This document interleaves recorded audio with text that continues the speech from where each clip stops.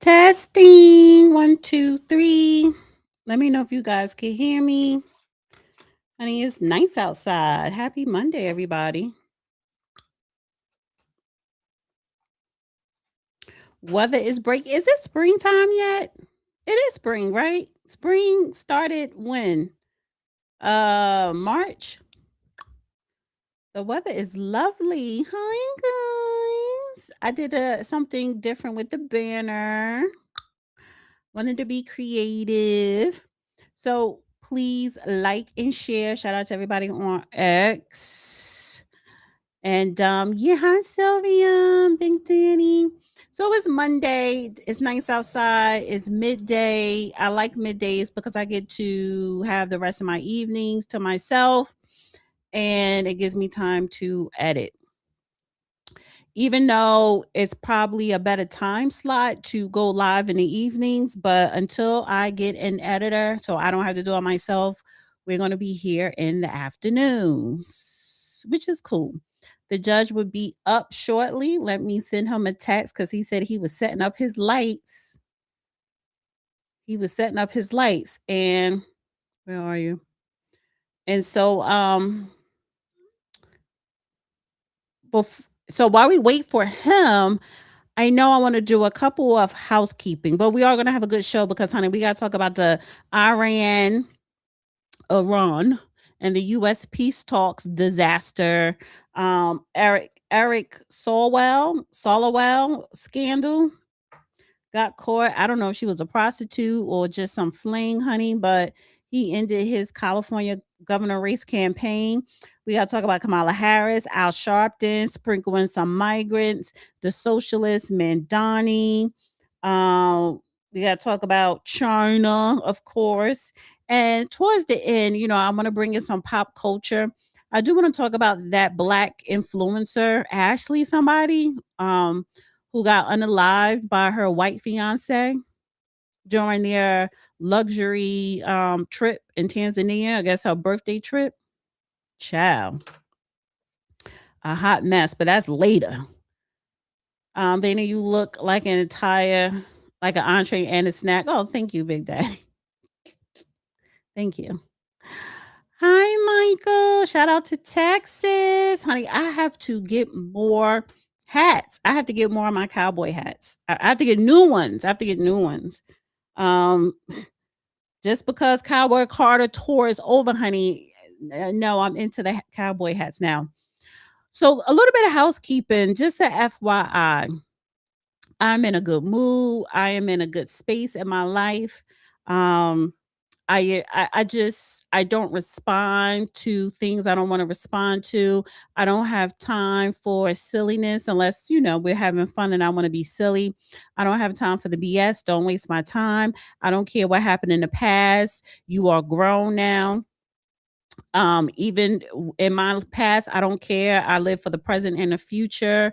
So let me just say this. Everyone who wants to comment under my videos, if you do not comment on the topic, not only am I going to delete your comment, I'm going to hide you from my channel altogether. Never mind whether you like Dana or not. Never mind you think, oh, I'm stupid or I can't talk or I can't pronunciate. Never mind all that. You could keep that to yourself, write it in your diary, you know, um, speak to your priest about it in confession. But when you are on my channel, which is my house, and you're commenting under my videos, if you do not comment on the topic, and you can say I disagree with you because of XYZ, fine. As long as it's on the topic. If you do not do that, outside of a compliment of me or the judge, you're going to get deleted and hidden. That means you will no longer be able to type in my comments, in the live chat, or nowhere. If you think or if you're tired of me quote unquote cutting the judge off and let him speak, he's not a guest. This is not an interview. This is why I changed the thumbnail for Monday's show because this is a joint venture with what we do on Monday.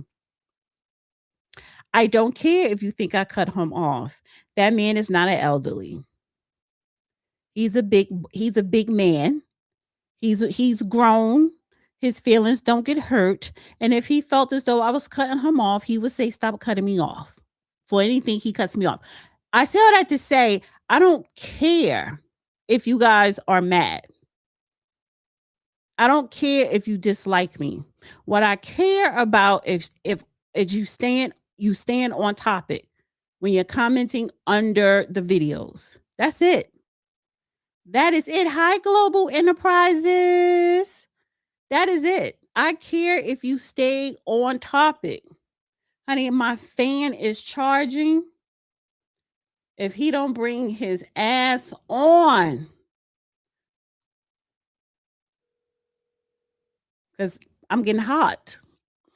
I gotta get a fan in my room here because I need air circulation because the sun is shining and ain't no breeze really coming in, honey.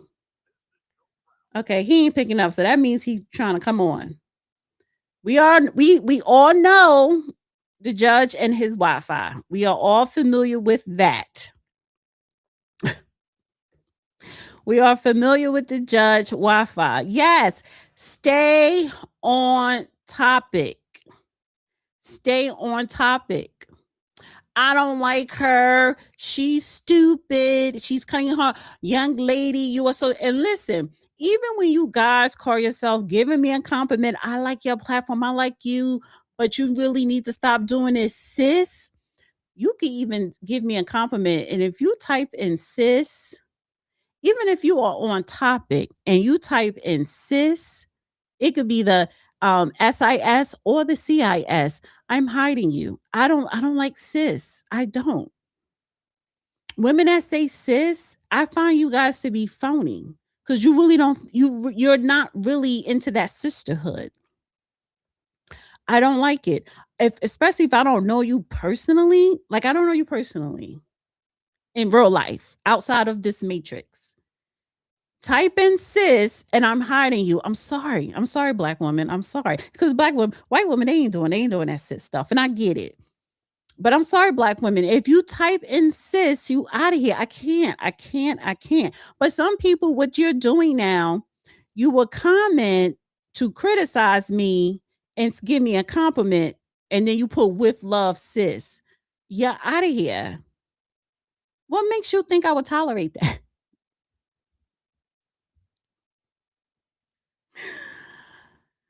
So, and the reason why I'm harping on you guys when you comment under the video to stay on topic, number one, when you see me and the judge on camera together, it is a dialogue, it is a discussion. Yes, he knows a lot of stuff more than I do, but I ask questions. The questions I ask may sound tedious, but the average American don't know. We know on a superficial layer.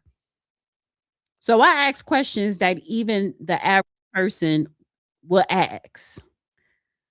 So again, oh, here he goes.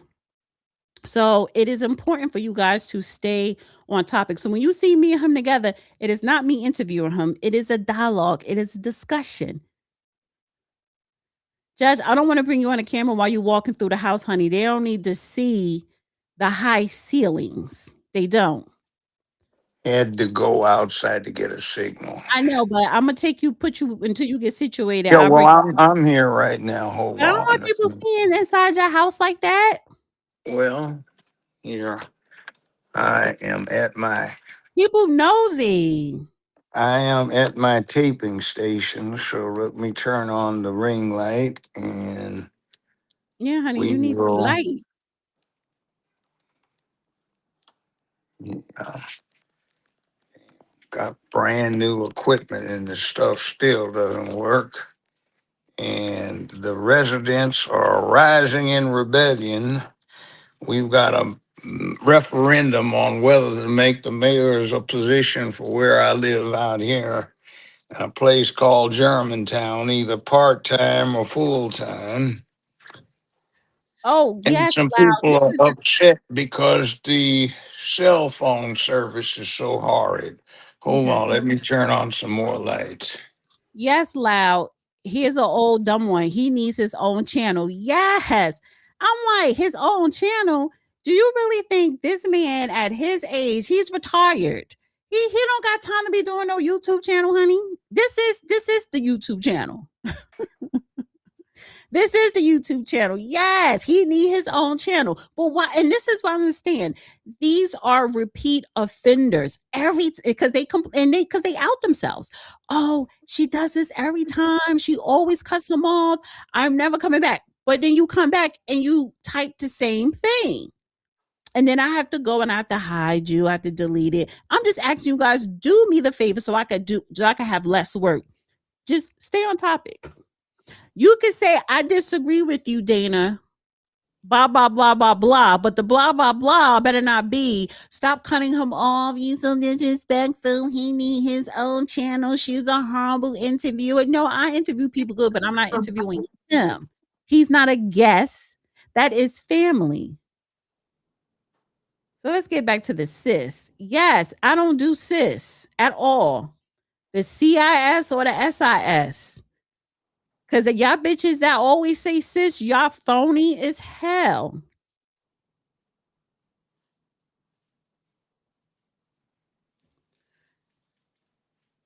Phony.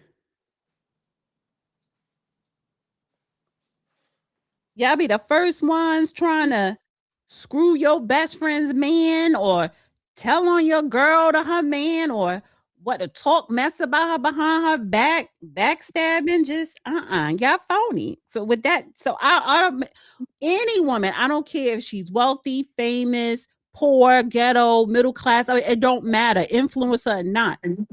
That cis shit is for the birds. Any woman that use that, they're phony. They're phony.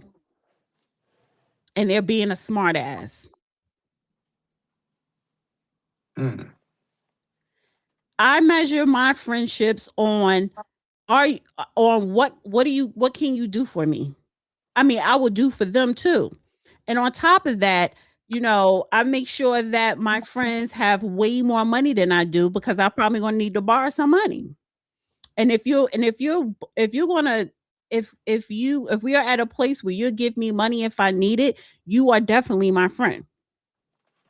It sounds superficial. It sounds, what do you call it? Conceited or whatever. I don't care. I don't care. Hi, Judge. How are you? I don't know. What did I miss? It I sounds just like did a a little real bit of war going housekeeping. on.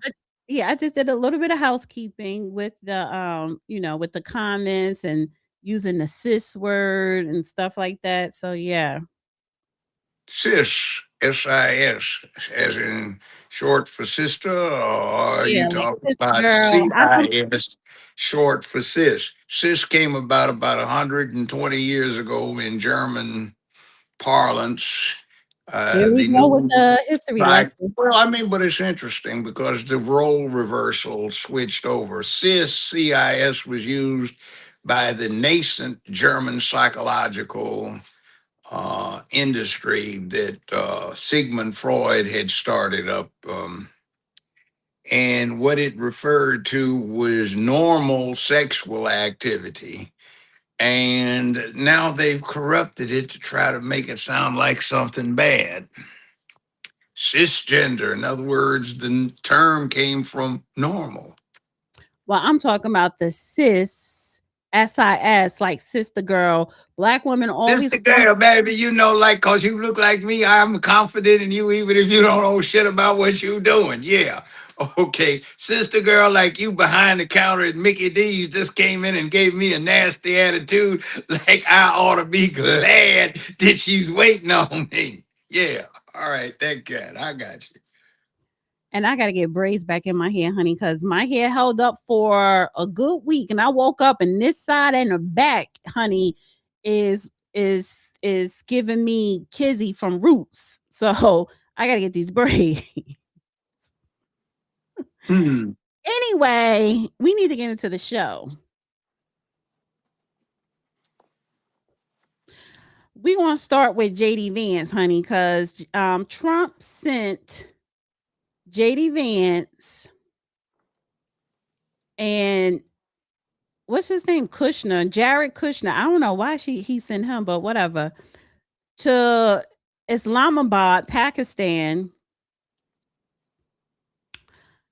to talk about, a peace treaty with Iran. Iranian officials was there, and honey, it fell apart. It didn't happen. So I'm gonna play this clip. Oh, see, look, a lot of what gets said is never going to reach the public eye, at least not for the next 50 years. And then historical entities will debate the circumstances and the significance. See, remember, James Bond, these kind of things, Jack Ryan, these kind of things, it's spy territory. And nations have spent thousands of years perfecting this art of the intrigue and behind the scenes. This stuff is diplomatic. All of it doesn't come to light. You're not supposed to get all of it because some of it is best kept under the cover. Now, that he left does not mean he failed. He may have. And I give you an offer you can't refuse. And you give you a little time to think about it. Very little time. So it could be like that. Sidebar, and this no disrespect for you, so don't take his disrespect, but I just I, need to make a I, comment. I have really big ass boobs, and it's so annoying that it's not sexy to me. Now, it may be sexy to a particular person, but it's not sexy to me. I just noticed I'm looking at myself here on my phone, looking at the video, and it's like even though it's like you don't see cleavage, you could see the illusion. Like, damn, yeah, I can tell she got big boobs. Anyway, that was just sidebar. there are And reptiles and then there are mammals. And guess what they name mammals after? All right. So don't feel bad about it. Take what it the right. hell does that have to do with my breasts? Because what you have there are why we are called mammals. That's what the whole order got named after. Yeah, but see, this is not the ice age, so I want It's not the something. ice age, I'm saying, Phylum or Mammalia. So, I mean, there you go. You just exemplify the definitive characteristics of everything from rodent to primate, to cows, to horses, to canines, to bovines, to porcines, the whole thing. The cetaceans, ursines, you hit right there. So, I mean, if you have a good set of the notion for the category of animal, then hey, go for it. Don't feel bad. okay. So that was the sidebar. All right, so let's get into it. I'm gonna play this clip I'm of trying to JD be Vance. entertaining there.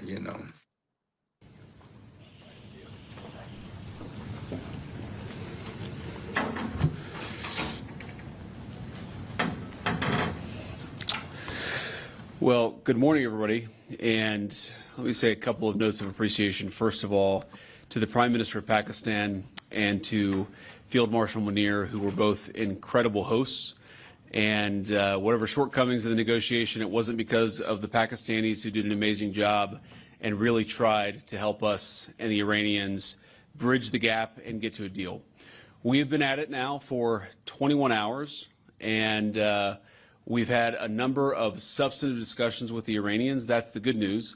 The bad news is that we have not reached an agreement, and I think that's bad news for Iran much more than it's bad news for the United States of America. So we go back to the United States having not come to an agreement.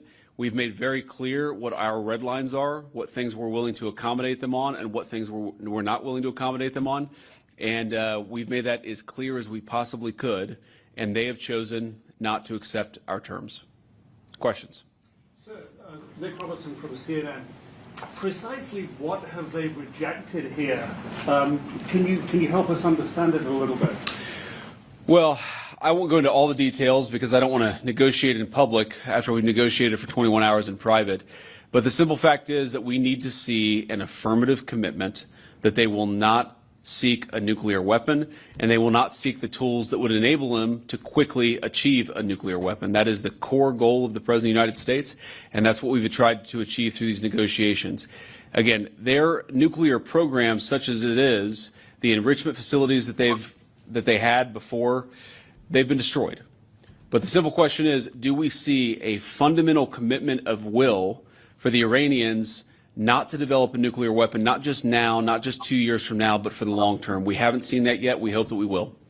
Jen. Was there a framework on anything? And also, did the Iranian frozen assets come up, and did you reach any conclusions on those frozen assets? We talked about all those issues, Jen, and we talked about a number of issues beyond that. And so certainly those things came up. But again, we just could not get to a situation where the Iranians were willing to accept our terms. I think that we were quite flexible. We were quite accommodating. The president told us, you need to come here in good faith and make your best effort to get a deal.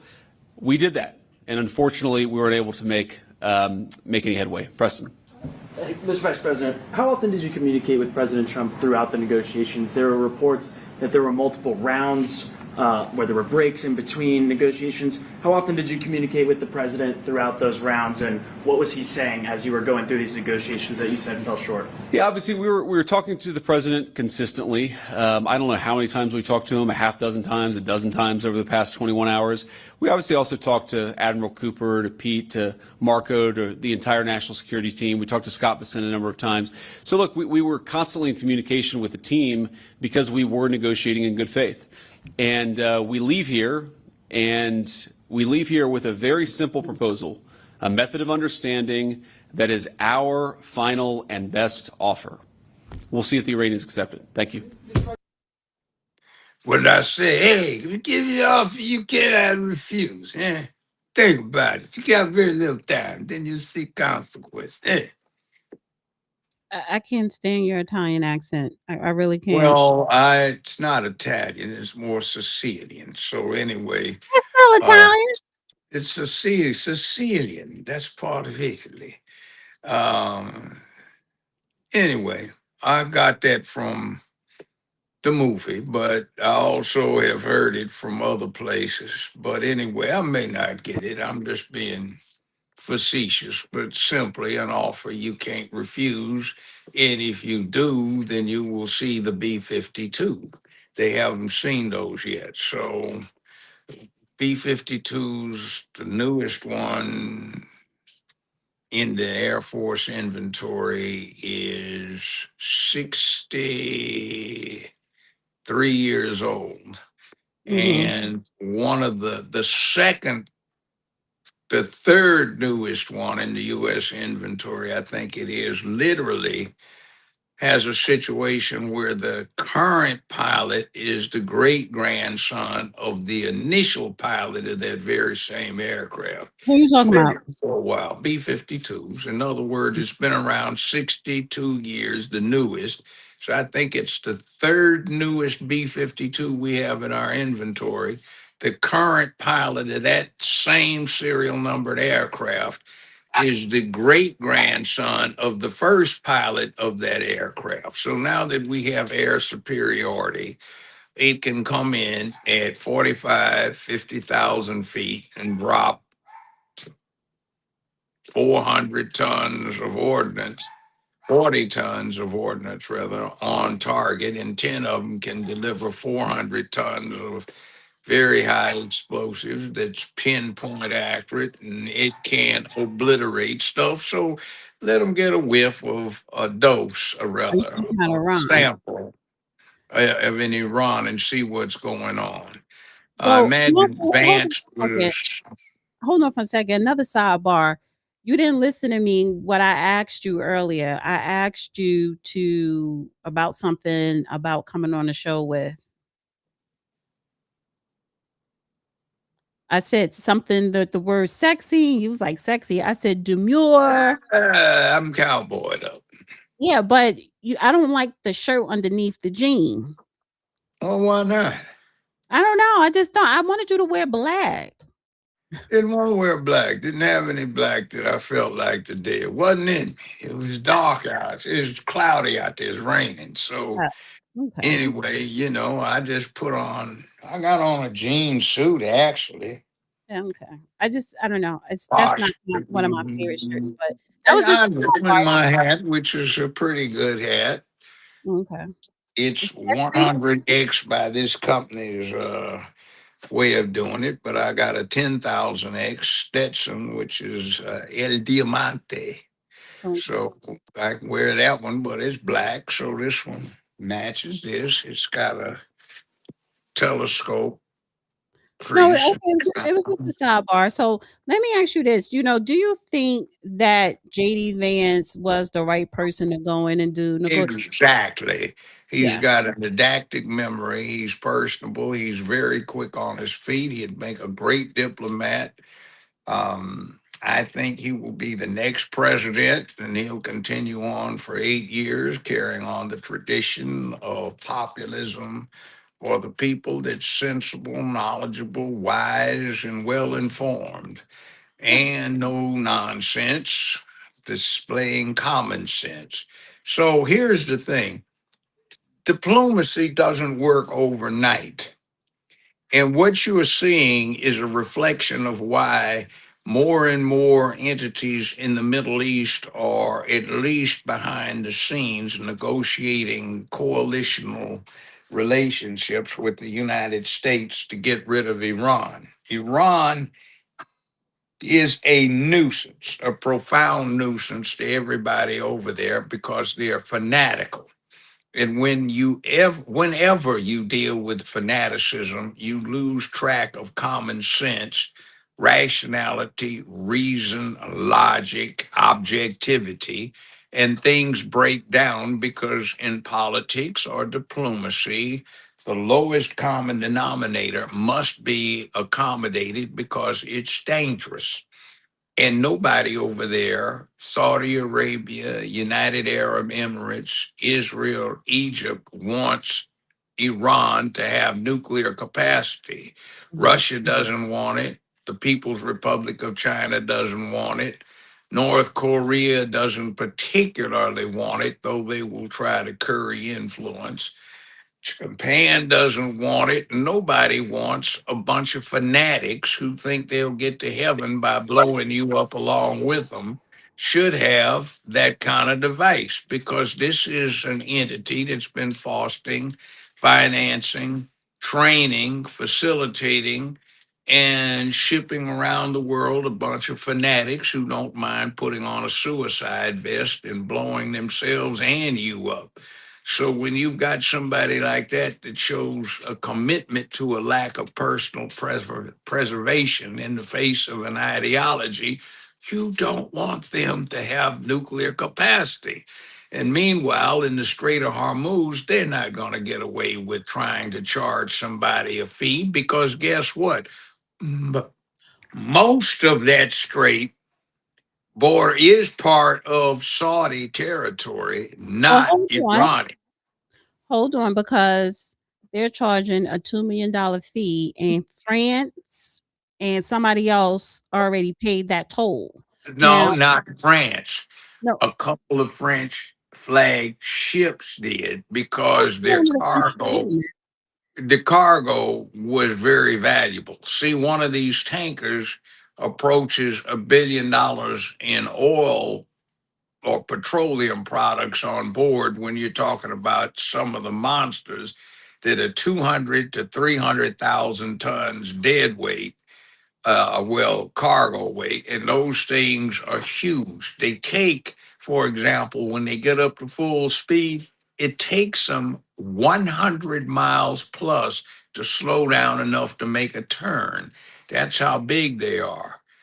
Right. So when you have that, yes, somebody might be trying to get a jump on the petroleum market, and they might pay it. 1 million is no big deal when you're talking No. about that kind of Well, here's the thing. revenue, but the rest of the people are entitled to treat it as piracy, and they're not going to put up with it. Well, let me read this because this is Trump's response. I want to read this and then play his video. It says, effective immediately, United States Navy, the finest in the world, will begin the process of block blockading any Blockaded. blockading any and all ships trying to enter or leave the Strait of Hormuz, President Trump. So there you have it. The meeting went well. Most points were agreed to, but the only point that really mattered, nuclear, was not. Effective immediately, United States Navy, the finest in the world, will begin the process of blockading any and all ships trying to enter or leave the Strait of Hormuz. I want to play You know what blockading means? blockage. It means you don't get past. It means the same thing the Union Army or the Union Navy did to the Confederate forces in the Civil War. They blockaded the South, so they strangled. There was no input of goods that they needed, nor resources to continue the war very well. And by the way, Frederick Douglass was conducting a propaganda campaign in Europe because of that. So that's what a blockade is. It's what the United States Navy did off of Cuba during the so-called Cuban Missile Crisis. It's what the They Royal did it Navy did recently in too. World War One. So blockades are what they are. They make it nothing goes in, nothing goes out, Right. and we'll cut this off so there Well, will here's be the no thing though, more because billion it dollar sounds like fees for this piracy. it's like, why is it an echo? I have no idea. Would you mind coming out and coming going? I don't know. I don't hear it now. So here's the thing. So because Trump is saying, listen, we're doing a blockade, and Blockade. blockade. And Iran is saying we'll put a $2 million toll. Even if somebody paid a toll with the blockade, you ain't They getting ain't this. getting to the point where they can pay the toll. So, in other words, they're starving Iran for funds. By the way, that's why we seized those Venezuelan tankers, because the petroleum cargoes they were carrying were to be sold and used for the financing of Iranian activities in the Middle East. So we cut them off and see all of these things are tied in with each other. And it's just like, no, you're not getting past this.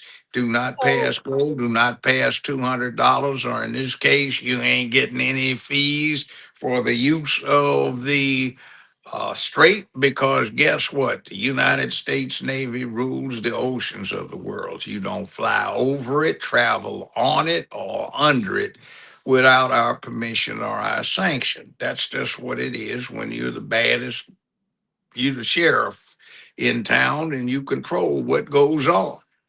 let me play this clip. It's about 5 minutes.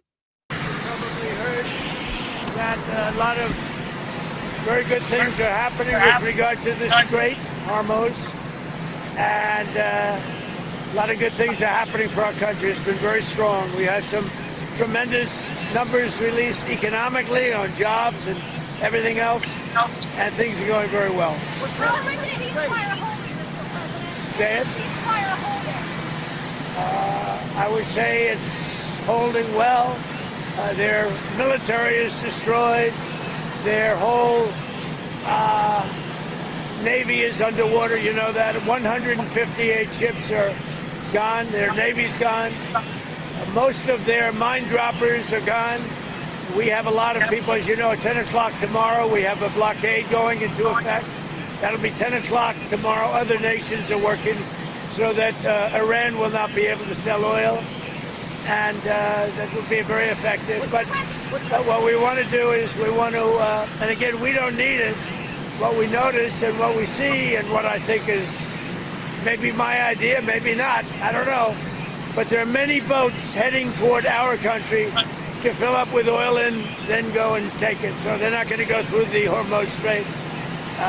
And ultimately that'll be corrected. But in the meantime, they're using us. We have more oil because of drill, baby, drill. We have more oil. Well, you know what that's about. Let me give you an equivalent. Why is it like There's a a, a feedback? because it's at an airport,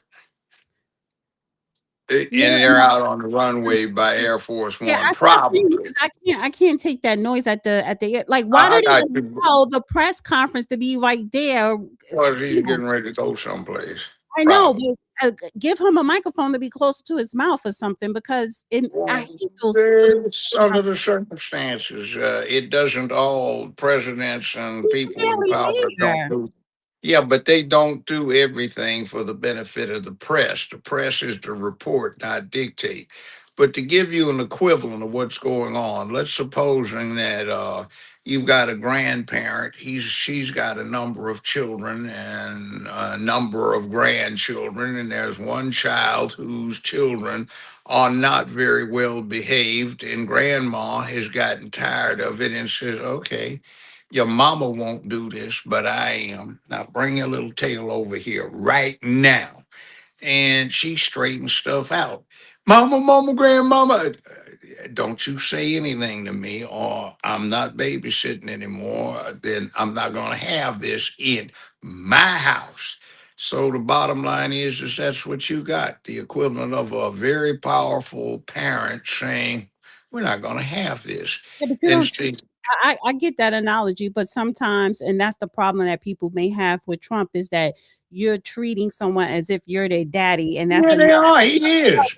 Those are He's the other. most powerful man in the whole world right now Yeah, because but you he has talking his about other finger people. over the red button and he is commander in chief of the most brutal, most violent, most destructive military that has ever existed, and he can control at least in the short term. It's not that. It's somebody.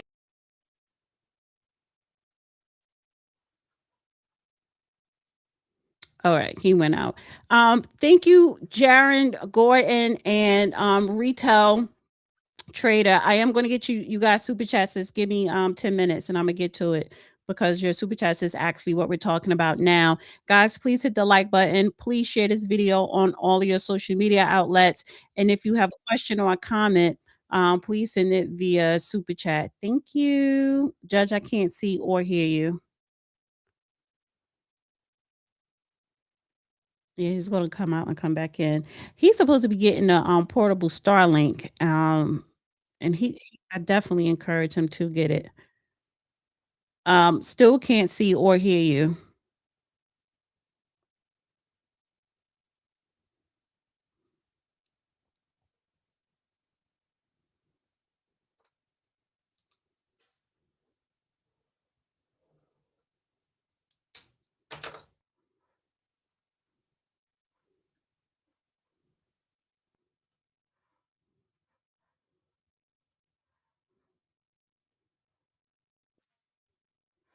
There you go. God, I All don't right. know about these devices. It's like there is this thing called piracy. And see, Iran is a bunch of fanatics, and they think everybody is supposed to go with them because their truth is so self evident that everybody's supposed to jump on board. And if you don't, you're son either at best a heretic who needs to be burned at the stake, or you're some kind of pagan that needs to be exterminated, or whatever they're looking at. But the Mhm. rest of the world says, that is not your prerogative to impose your way on us. Plus, you don't have the power. So you take the mightiest military in the world, you take the commander in chief of that military, and yeah, he says, "I can play Big Daddy." Now, we used to have presidents who did that, goes back 100 some years, but we've been lacking it because of these pussies we've had in office for the last stretch outside of Mr. Trump, who is a no nonsense alpha male who says, "Hell no, it ain't gonna be that way." So, you know, I got a feeling somebody's trying to do something, but it ain't gonna be no, excuse me, S like that. And that's what we've needed. It's just that the American public right now, generationally, has been used to some incompetent figureheads out there for the most part for their entire lives, with the exception of somebody, Mr. Trump, they tried to vilify.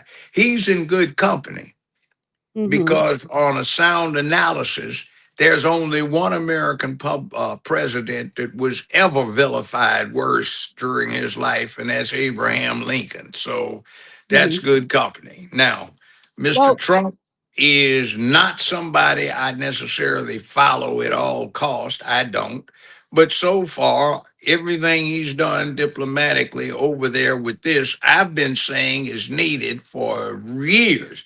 And I had a political science major that I didn't do too badly at UCLA before I got into law. And it's all falling into place as to what's necessary and what's appropriate for the circumstances. Now that he's doing it, more power to him, So I think he's doing fine. It's just there's some nincompoops with no common sense who are in that, man, it's all about love, man. That war, that bunch of crazy fools that so let helped me do set this. up this mess to emasculate the whole country. Well, let me Now, say this because, U.S. military blockade on Iranian ports goes into full effect. The U.S. scheduled the naval blockade of the Strait of Hormuz, and that was today. So we have that. It says UK Maritime Trade Operations Agency said on Monday it has been informed that effective from 2 p.m. or 10 a.m. Eastern, maritime access restrictions are being enforced, affecting Iranian ports and coastal areas, including locations along the Gulf of Oman, and Strait of Hormuz. Access restrictions apply without distinction to vessels of any flag engaging with Iranian ports or terminals or coastal facilities. Now, what does that say about China? Because I want to bring China into the fold here, because China said they're still going to do business with Iran, and Trump warns China if it will face new tariff if caught supplying weapons to Iran. So Donald Trump on April the 12th said that China could face 50% tariff on its exports to the United States if the country is found to be arming Iran. He said he heard reports alleging that China was supplying military weapons to Iran, although he expressed doubts about the veracity. He veracity, veracity. veracity. He said, "I hear news reports about China giving the shoulder missiles, what's called the shoulder missile anti-aircraft missiles. I doubt Shoulder these." fired missiles, our version is known as the Stinger. Looks like a bazooka. You mount it on your shoulder. You look through your sight. When you get a tone in your earphones, you pull the trigger. It's already homed in using heat-seeking methods, and it zooms in on the engines of the advancing aircraft. Quite effective. Okay. Well, he's warning China, don't do it or we're going to hike up the tariffs. Now, let me say this. You know, the blockade negotiations, the peace talks, telling China, listen, back off till we figure this out. That is so much better than threatening to drop bombs on infrastructure in civilian areas. It's so much better because And I where think are you talking about doing that? no, I'm talking about before we was bombing everything, but when Trump threatened last Sunday on Easter Sunday to, what he said, to end all civilizations in Iran, he gonna drop bombs on the bridges, and that's what civilians use, blah blah blah blah blah. That's and I think what they're doing now, implementing the blockade, talking to China saying, "Hey, back up till we figure this out." That is so much better than all of the, bomb dropping threats. And it seems like sometimes men and people, but more so men, get off on that. And you forgetting that, and even though they are Persian, they're Iranians, but it's a lot of innocent people that are caught in the middle, because look at what's going on in Lebanon right now. But There are no innocent people. W.E.B. Du Bois wrote about it succinctly. He put in there, he said, who's responsible for the enslavement of the African people in South Africa? He says, is it the prim, pretty little girl who's taking piano lessons at the grand piano paid for by her industrialist father while she lives in the mansion he also paid for? And his financial investments include interest in South African diamond mines. Is it the business that runs the enslaving mines? Is it the overseer who wields the lash? Or is it the enslaved worker who puts up with the enslavement instead of rising in rebellion? He said all are responsible. That's been 120 years ago. World War I and World War II, the operative theory was that the people are responsible for Adolf Hitler, Benito Mussolini, and to a different extent in China for Tojo, the acting premier. You support these people. This is your government. You have the authority to rise up and stage a revolution and overthrow them. If you don't want to have this happen, then do so. Our thing, and I reiterate it all the time, has long been for the last 200 plus years, in a place like America, you get the government you deserve. If your representatives aren't shit, neither are the people who elected them.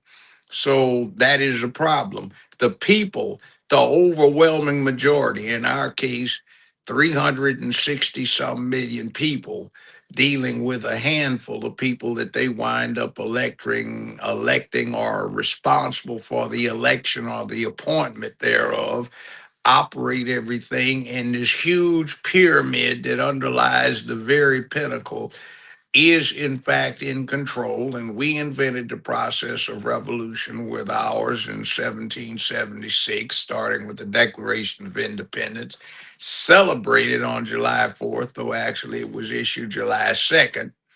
And we show the way. We understand this process. If we study it, we know how it works. And the bottom line is, you support this bunch of fanatical idiots. If you don't get them in line and they don't get in line for you first, we will come over there and show you what an ass whipping looks like. Oh, that And sounds all maybe well you and will good. rise up in revolution All right, against them. all right. That sounds all well and good. Let me say a couple things. So I'm going to play a couple of clips here. Um, this is 2026. We have a lot of advanced technology when it comes to weapons with war. So again, you know, a lot of things could be avoided if you come to the table stern, or a blockade, it's other things to do because you're like you said, Trump said he took out all their military, all of their navy, yada yada yada. So you crippled them as far as their military. So there are other things you could do instead of Why? dropping bombs on civilians. What they're doing now. That's what I'm saying. So when you sit up here and actually I'm gonna save this part. I wanna let me just play these clips because what I'm gonna say next, Man, there's one brief thing on that. That not sounds really like because let's reason you're with the saying what child rather than spanking the child. I, and One worked effectively for all I the don't time humanity has been here. In the last I'm pushing 50 completely years back of to doing that it, all analogy. doesn't work. I'm nobody's child. No, I don't but care. No, no, no. bottom line is Let me is finish. Let me finish. don't No, the think there bottom aren't line people that would is, do the let same me thing to finish. us. Let me finish.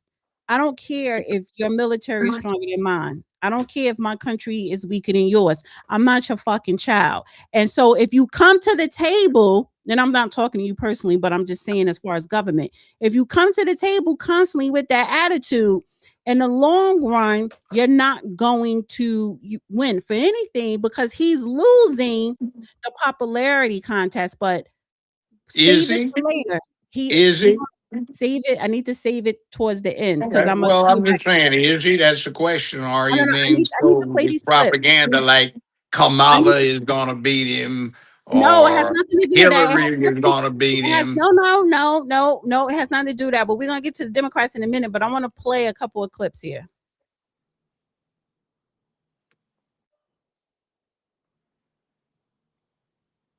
I can hear.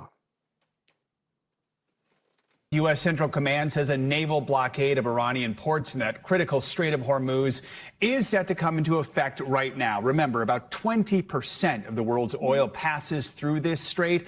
The move is sending oil prices soaring and is threatening to upend global energy markets. The decision comes after peace talks between the U.S. and Iran ended in Pakistan over the weekend without a breakthrough.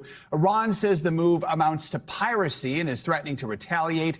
NATO and European allies say they don't support the blockade. They're urging for the waterway to be reopened. We could use sugar to sweeten our chocolate. It certainly would be easier and cheaper, but we never will. Hi.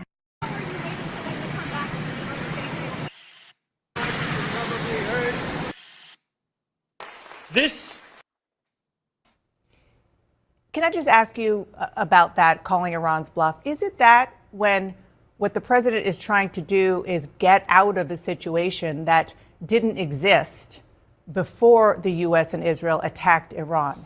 The only reason the strait is a problem is because Iran is using the economic leverage it has with the strait to really throttle the global economy. Iran knows they're in trouble. Iran has lost everything from the leadership to their missile, drone, and naval capabilities. They're getting desperate. They think they have leverage with the strait, and they do. If we did not do anything to stop them, not only would they have leverage, they would have even more money than they had before to funnel money to their proxies, even more money to buy supplies for ballistic missiles and continue their nuclear production. I mean, this is something that not just the U.S. should do. The region needs to take part in making sure that the strait is open. You know, when you think of 20% of oil, 20% of liquefied natural gas, and you've got all of that fertilizer, a third of the fertilizer going through the strait, what Iran hopes as a win, and this is very important, Iran sees winning as putting as much political and economic pressure on Trump and the Gulf allies as they can. This is a game of chicken. It's who caves first. And the Iranian regime is hoping that Trump will cave. Today, he showed he's not.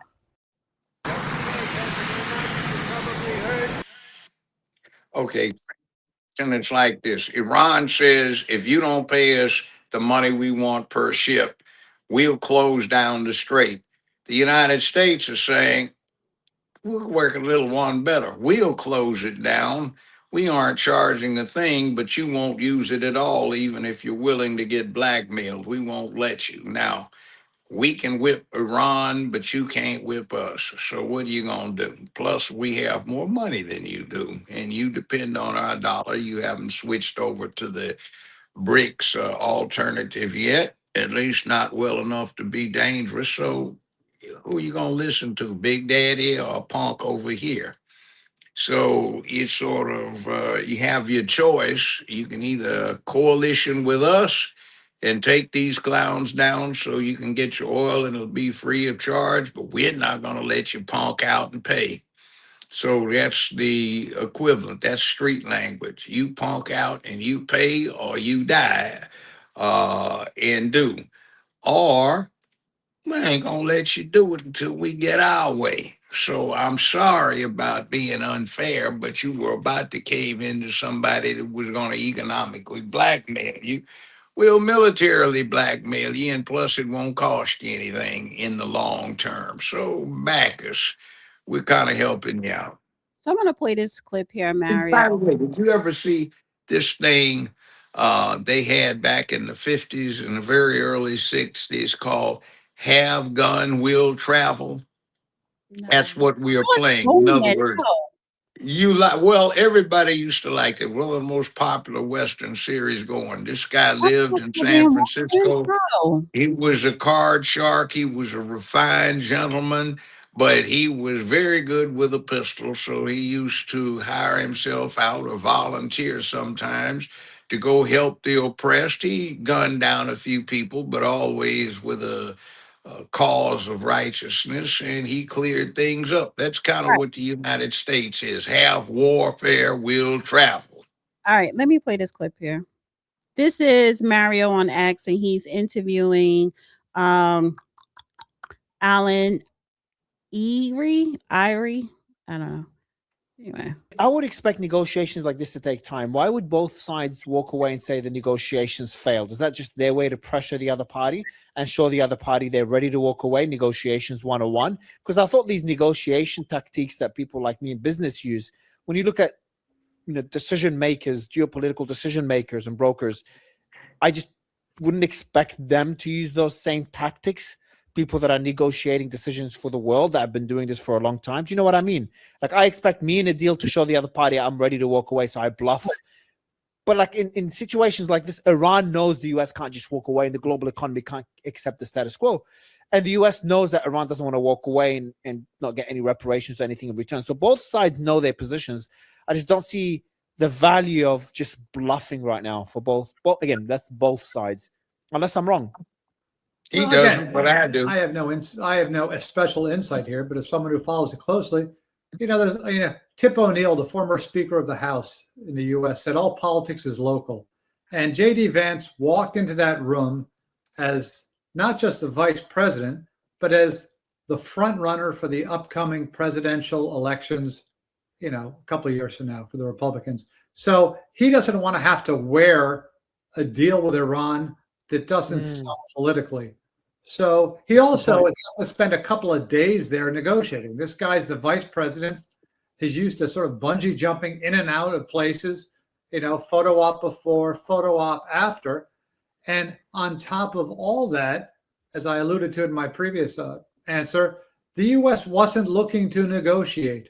They were looking for Iran to say yes when the U.S. presented its demands, which really hadn't changed since before the war, except there was a new demand now, which is fully open the Strait of Hormuz as soon as possible. I have another clip. I have another alternative. Walk out and kill off the current bearing the leaders and get another sect. Say, well, maybe they'll negotiate better than the current ones did. The last ones didn't at all. We took them out. The current ones don't, so let's take them out and get a third tier in and see what happens then. So let me play this one because this is about Iran asking for reparations. Let's go through what the Iranian demands would be. So we know, number one, reparations. So what are ways they could achieve reparations? Because there's a lot of money that is frozen in the EU and the US. I heard over $100 billion. So that could be enough to pay for a lot of these reparations. And let me know if that number is accurate. And would that be enough? I heard the Iranians were asking for around 27 billion, roughly, which is the amount, spread out over the place. I don't know if it's 100 billion. But I'm saying no, they're not. Well, that's not what they're requesting. But I think there's about 100 billion that is frozen. Oh, could be. We're requesting around 27 billion, I think. But yeah. Okay, so that's reparations. Is that something that the US could concede on? The U.S. is not going to pay reparations. At least not calling it reparations. Again, when we've talked previously, remember what I said. The two things Iran wants, it wants some sort of guarantee this never happens again. Now, one of the demands they've put forward is that whatever agreement is reached is codified in a binding UN Security Council resolution. But even that's not sufficient for Iran. But for Iran, the good news, such as it is that they've found a way of preventing this from happening again, which is control of the strait. So they have shown that by attacking Gulf energy infrastructure and by controlling the strait, that's the strategic deterrence they lost over the last year or so, with missiles and nuclear program and proxies. So what's the other demand Iran wants? Money. Now that money can come from a lot of different ways. It can be unblocking frozen Iranian assets, but that's a one-time deal. It can come from lifting of sanctions, which is a political non-starter for President Trump and J.D. Vance in terms of the midterm elections. And it can come from tolling the Strait of Hormuz. And that's the one that it seems to have focused on. By the way, they're not going to get reparations. But I'm just saying, I didn't know that was a thing in war. Okay, you kicked my ass. Now pay me to clean this shit up. Yeah, well, that's how preposterous it is. See, this is the mindset. Iran thinks they are righteous in their religious fervor for something. And the religious fervor has been tainted by the fact that the grandson of the original leader of the religious revolution is now in there. They converted it to a dynasty. So they lost that. This one is not a cleric. He is hooked up with their militias in the military sense. So he's lost that legitimacy. And the fact, going back to it, that this is the third generation of command from the same family. It's the same thing that's happening up in North Korea. They've lost their revolutionary legitimacy. So it's a messed up thing. And the other thing is, hey, the United States just took your Trump card away, pun intended, because guess what? You can't impose you can't impose a blockade and control the traffic in return for money in the strait, because we're not going to let anything through the strait, paid or unpaid, until we get you out of the way. And the next shot's going to be taking out some more of their leadership and doing some heavy bombing structures, not to do populations in, but to make them feel the pain and get them to understand that we can flatten that country. It is a big country. We don't But it's have not to about. invade like Afghanistan. They're not in caves. They're not all underground, and we have shown that we have the penetrators to deal with their rather fixed command structures and their subterranean fortifications, so we can get to them. So let And me. it's not like you got to go chase somebody up into the high mountainous regions of He wasn't in Afghanistan. Afghanistan to chase them. He was there for the poppy seeds. But Well, let I me read mean, this. but that was not our objective, but Right, but that's that's what's where I happened. get what you're saying. But let me read the super chat. It says, this is the retail trader. Hi, he says, a real estate guy, a PE manager, and Peter Thiel pool boy get sent to negotiate. He does work. That's what I'm saying. Why was Jared Kushner there, honey, to negotiate?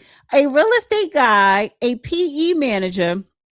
I forgot. Yeah, that was the other guy that was there.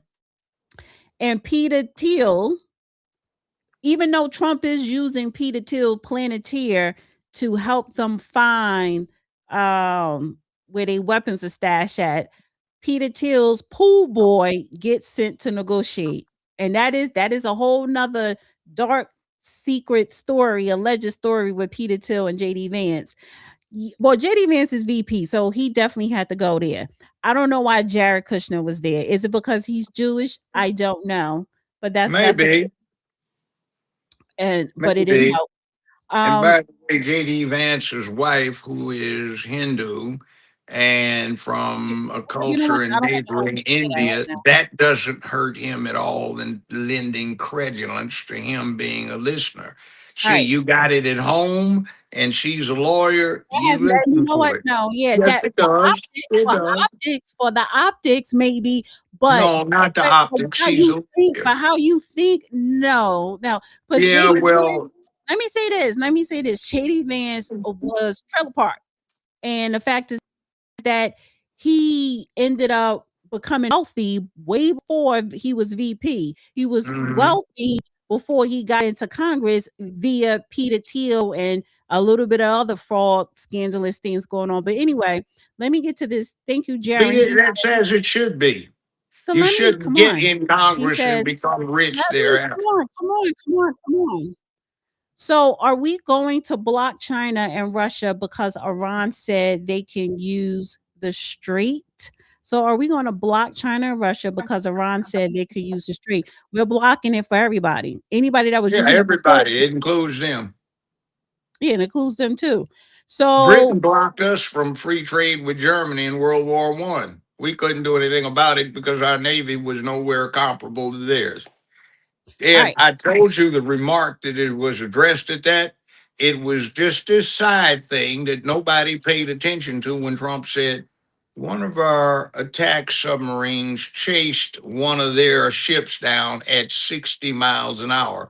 That's 52 nautical miles an hour. If that's anywhere near true, nobody in the world has anything that can remotely touch that.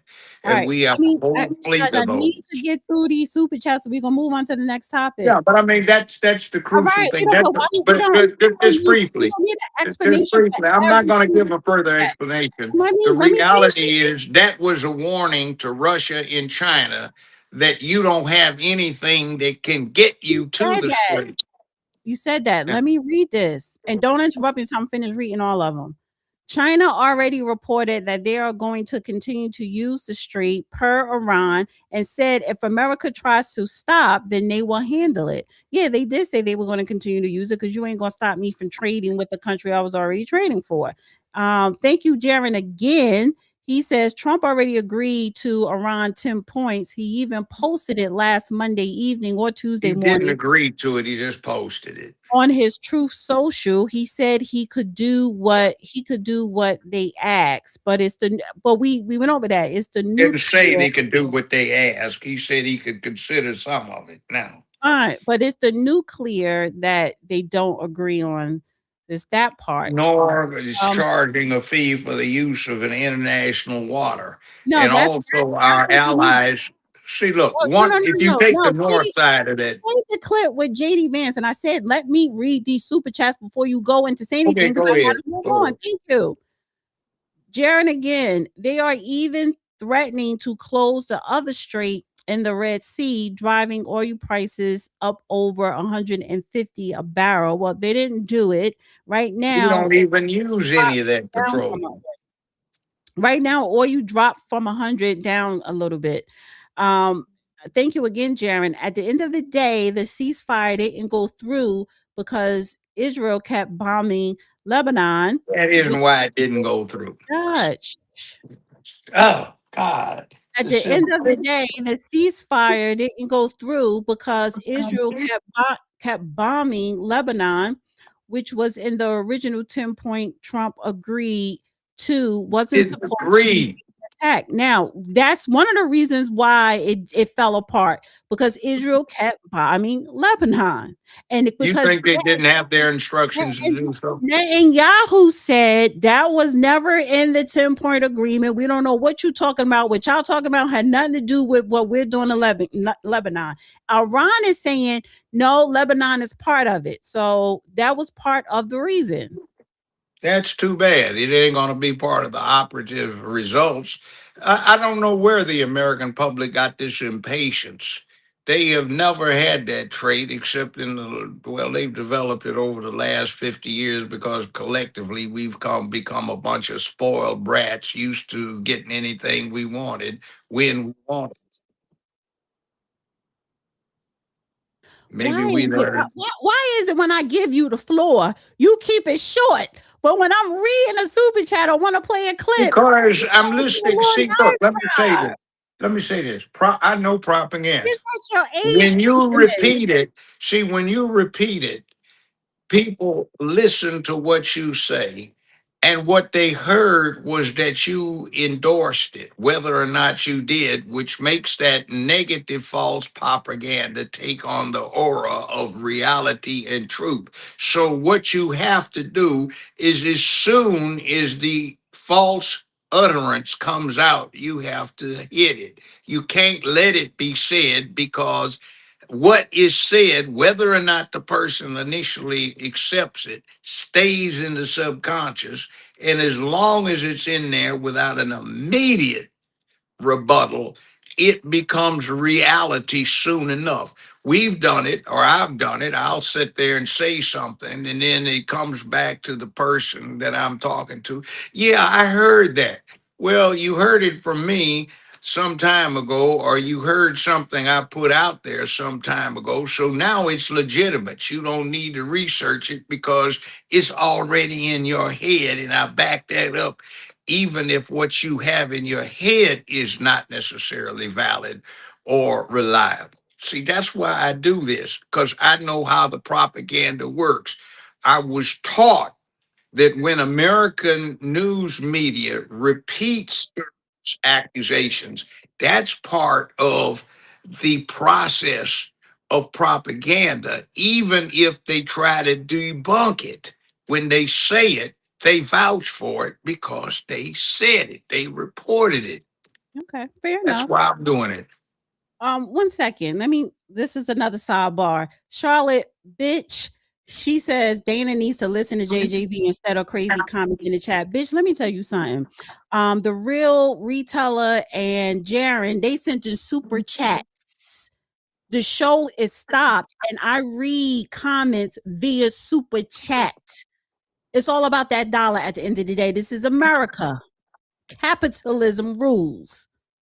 So we gonna put. That's why I will cut the judge short for super chats. Yes.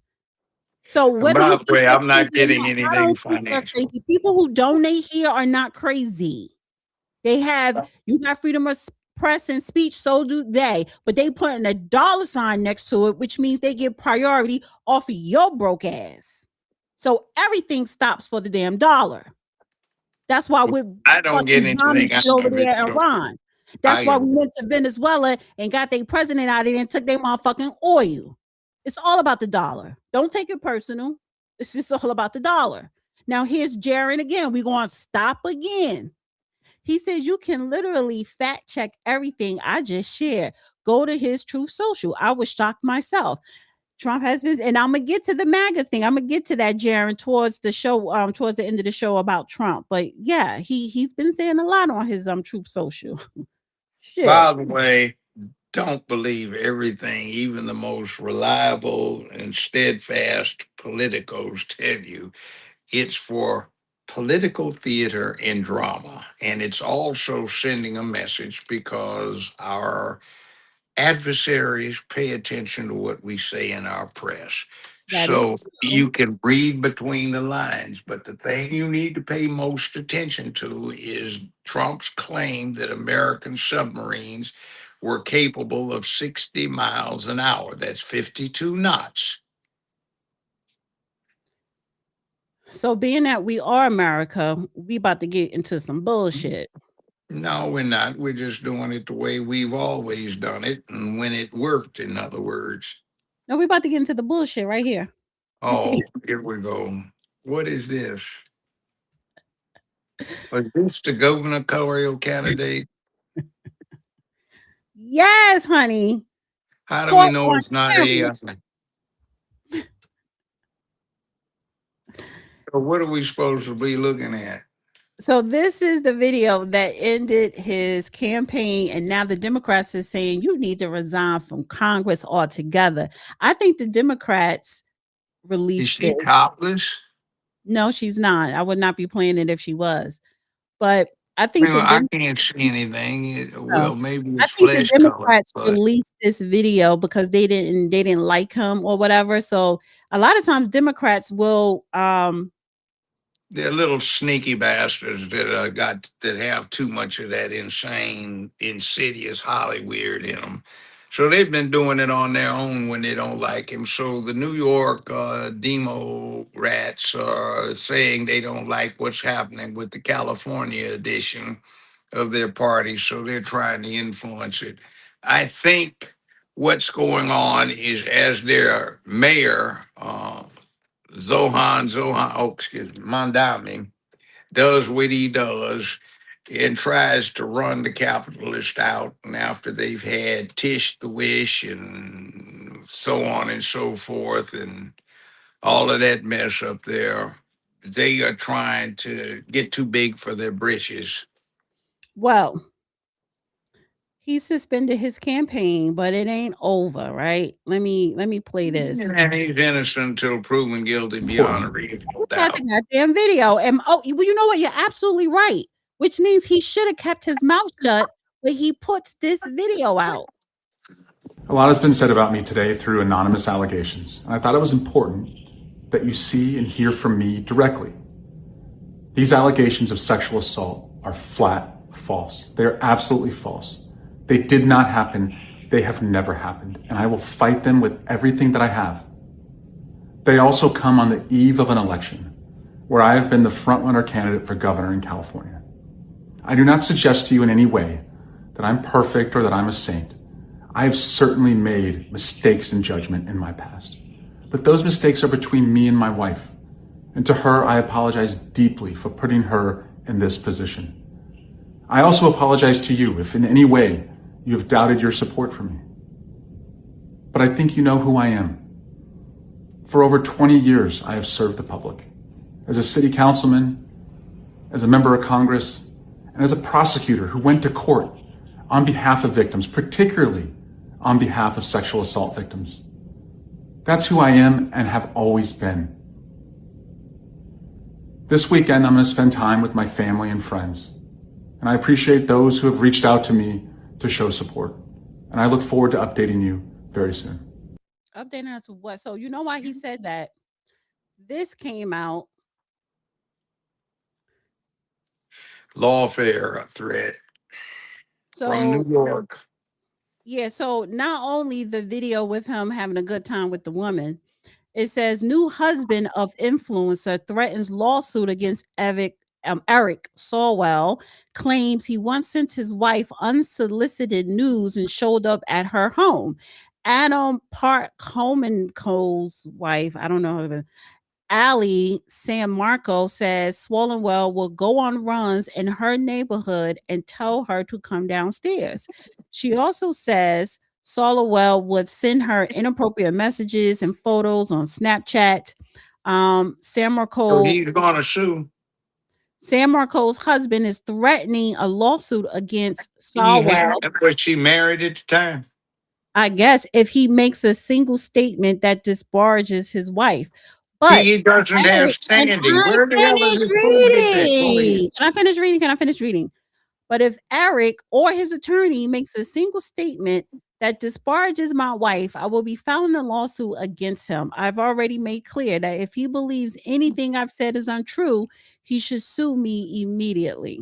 He doesn't have to sue it, you damn fool. You can't file a lawsuit on behalf of somebody else for getting defamed unless they're non-compos mentis. So if you want to declare your wife that, go ahead, fool. But if there is an insult, a tortious action that's taken, it's personal to her. She has to file it. So you can't. So that's just specious and ignorant. So forget it. There's no threat from that. So that's more garbage. So she will have to be the one filing it? Yeah, she has to file it. He can't file shit. He can file it, but it ain't going any damn where except as an impediment. And he could get caught just like Fannie Willis's dumbass is being caught down in Georgia for filing that spurious lawsuit. And she's now obligated to pay, what is it, $17 million in tax funds that she was the trustee for to the Trump side for attorney fees and cost. Yeah. See, that's what happens if you do something like that. The tort is personal to the person who's insulted, nobody else. She can file the suit, he can't. Well, and you know what else it is? It's sexist because under the new rules, it assumes that the wife is the owner. Under the new rules, it would be saying that the wife is the owned property of the husband, which is not going to wash in today's times. But on paper, isn't it written somewhere that we are a man's property? No, you're not anymore. Not in the operative law. Everything is equal. But you see, there are consequences to equality. You have to pay the dues and suffer the same slings and arrows as anybody else. So he can't do that. He can talk shit, but I mean, it's just, come on, press, report it. You do have somebody you consult with, at least to do your taxes, who ought to be able to tell you rule one of torts, it's personal to the person who is allegedly harmed. You can't file a tortious action on anybody for anybody else unless perhaps it's a wrongful death action when somebody close to you dies and you're suing because you were deprived of the benefits of your life association with them. Well, it's garbage. I hate that. See, that's California governor race. Trump wanted California Republicans to back Steve Hilton. They didn't listen. So it says, despite Donald Trump putting his thumb on the scale, California Republicans refused to unite behind a single candidate for governor this past weekend. The party faithful, many of whom sported Trump 2028 ball caps and paid more than $1,000 in hotels, flights, gather in sunny San Diego, split their votes relatively evenly between Steve Hilton, a businessman and former Fox News host who received President Trump's endorsement. The final tally, 49% for Bianco and 44% for Hilton, both shy of the necessary 60% threshold to earn the party's endorsement. However, Hilton, a British American who is leading all candidates in polling, entered the weekend as a relative party outsider. He called the blocking Bianco's endorsement a major success, and said he remained very confident that he would secure one of the top 2 spots of California June 2nd primary. Kamala Harris is not running. I think it's too late for her to run. And I heard on She's PBD, mouthing off for president again. yeah, but I heard on PBD Soros is happy. He put her up to it. let George me Soros. finish is my Judge, killing please, it. please, please, please. So I heard on PBD podcast that you can still do write-ins. It's not the deadline didn't pass for that, but I don't think she's going to be doing that as well. However, on the Republican side, the Hilton guy is, polling strong. Trump endorsed him. On the Democrat side, they're just falling apart. So it looks like California is going to have a Republican governor. Maybe. California may be so indoctrinated that it doesn't care even if you took a rattlesnake out of the desert and put it up on the candidacy and put Democrat over it, they might vote for the rattlesnake. But anyway, they're that silly. But the other thing is they picked Arnold Schwarzenegger, who is an Austrian, and you know who else was from Austria, don't you? No, I don't. Adolf Hitler was an Austrian. He was born in Austria and he became the preeminent Nazi. So, I mean, Austria's got an interesting thing. So here you go, loop de loop. So it's not unusual for California to elect a foreign born. And then when we talk about people who are in the press, I do, having recalled, met Ed Bradley and briefly Walter Cronkite. Walter Cronkite did an astute political and military analysis of what was going on in Vietnam in 1967 and came back and reported to the American public that they were being deceived. And as one of the most trusted men in America at the time, that really, really had a profound influence. And some, not all, not most, but some who are dedicated to what they're doing under the First Amendment may be quite astute in their studies and familiarity with foreign affairs and diplomacy. So that might be an answer as to why you saw the attendees being what they were at the negotiations with Iran. I think we done passed around. I'm just saying, since we brought the same folk up. But I seriously, know you need to be focused because and stop I am. But interrupting. see, You know, it's not editing, all narrow. always, It's no. all. But I have to for editing purposes. So you I know. want to jump ahead, or you somebody when I play a clip at what somebody said or whatever, and it's like just have a little bit of patience. I know, but here, let me just say this. One of No, the I gotta move on to I Kamala. know it's just we're playing chess here, so you got to look at the whole board, not just Yeah, I look at the whole one board, and set I need of to move on to one Kamala. set of pieces. But go ahead. All right, so since from April 8th to the 11th, the National Action Network convention took place, and Kamala Harris and a whole bunch of other Democrats were there making a claim of why people need to vote for them in the midterms. See, they're just focused on the midterms right now, not too much in 2028, even though I'm pretty sure they're doing stuff behind the scenes on who's going to be the runner-up. Right now, they don't even have a proper 2028 candidate. However, they're focused on the midterms, which is very important. Now, This is Soros sent a fake Negro to this meeting. So this is Kamala Harris when Al Sharpton is asking her about running for president again. So are you going to run again in 28? So, okay, I tried to be subtle, but I just figured I'd go right Well, at that's as subtle as Reverend Al Sharpton could ever be. We love you for many things, but not being subtle. Listen, I might. I'm thinking about it. So are you going to run again in 28? So she's waiting for George Soros to give her instructions. He bought her when he financed her and set things up so she could become Attorney General for California, so she could dismiss the 5,200 indictment counts against Mnuchin and One West Bank that Soros owned, and he sold the bank enterprise 2 weeks after the indictments were dismissed for, I think, $3.4 billion. So he's owned her ass for a long time, and this is just a fake Negro who doesn't sound like sobriety has ever been within her grasp. Allegedly. Well, she's a political figure, and this is New York Times versus Sullivan stuff. That's what is suggested by her demeanor, bearing in word salad incompetence when it comes to addressing issues.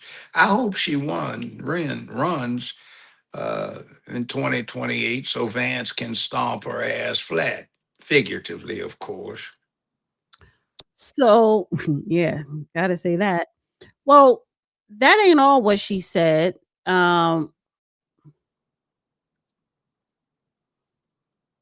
was also talking about Black people in voting, which I found was interesting. The last point I would say on this, Rev, and I think I know it's a bit controversial, but here's how I feel about this. You know how I was talking earlier about how people are so transactional? I think we need to be transactional voters.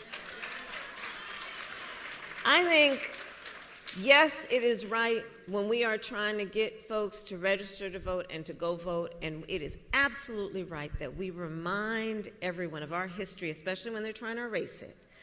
We remind people of the lives, the bloodshed on the Edmund Pettus Bridge, the sacrifice of those young people at the lunch counter, the assassination of Dr. King. There are so many things that we must remember about history so that what compels us to vote includes not only our civic duty, but honoring the ancestors. Yes, and here's what I'm suggesting in addition. Get yours. Vote and say, I'm voting because I expect something out of this. You're not going to take for granted that I'm going to vote because I'm a good citizen and it's my civic duty to vote, so that you don't even worry about whether you're producing what I need because, oh, we can count on them to vote because they remember the Edmund Pettus Bridge.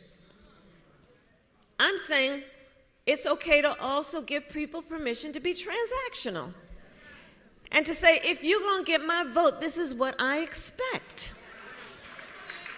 I'm going to vote because I expect to get something out of this. I'm going to get mine by voting. That's what I would offer. I think it's okay to give people permission to be transactional voters. So what the hell are you supposed to get from her except a rainbow cabal trying to corrupt everything you're supposed to be about, further destroy your families, manhood, emasculate you, keep you dependent, unable to compete in a 21st century job market? Meanwhile, what does she dare call herself one of us? Her mother is, her deceased mother is Hindu. Her alive dad is Hindu and Irish by his own claim. So how did she get Black? Unless maybe that's why dad broke up with mom, because somebody else slipped in there. So I don't see the combination. That's So here's just the the thing. theory. Here's my take, because If Biden Harris was never in administration, if they were never in office the prior last 4 years, right? This sounds good. But because you are already in office and you have 4 whole years to do all this transactional mess, you did transactional politics for illegals. So they shot their load. And Hillary Clinton said this when they went over in Germany a couple months ago. And she said, listen, the Democrats went too far when it came to the border and the illegal. She even said that. So I say all that to say the American people don't trust the Democrats. They don't believe them. And they already seen what they've done. The problem here is everyone is so pissed off and focused on Trump and Iran. We need to remind people, no matter what you may think of Trump or disagree with what some of the things he's doing, you don't want to go back to this. You cannot. This was worse. After 2020 and 2021, the lockdown, the mask, all this surveillance and security, why we still have open borders, all of the fraud, all of the money going to illegals to house them, feed them, educate them, all of those tangibles, all of those transactions. They did it already. They Both just of didn't them do were it for the lawyers. American people.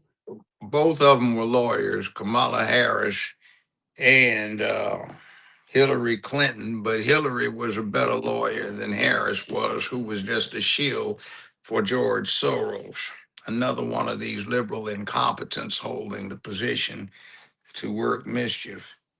The other thing is that as a decent lawyer, she did her research, and as Secretary of the State, she knows good and damn well what got let in to cross that open border, and it threatens the security of the United States of America.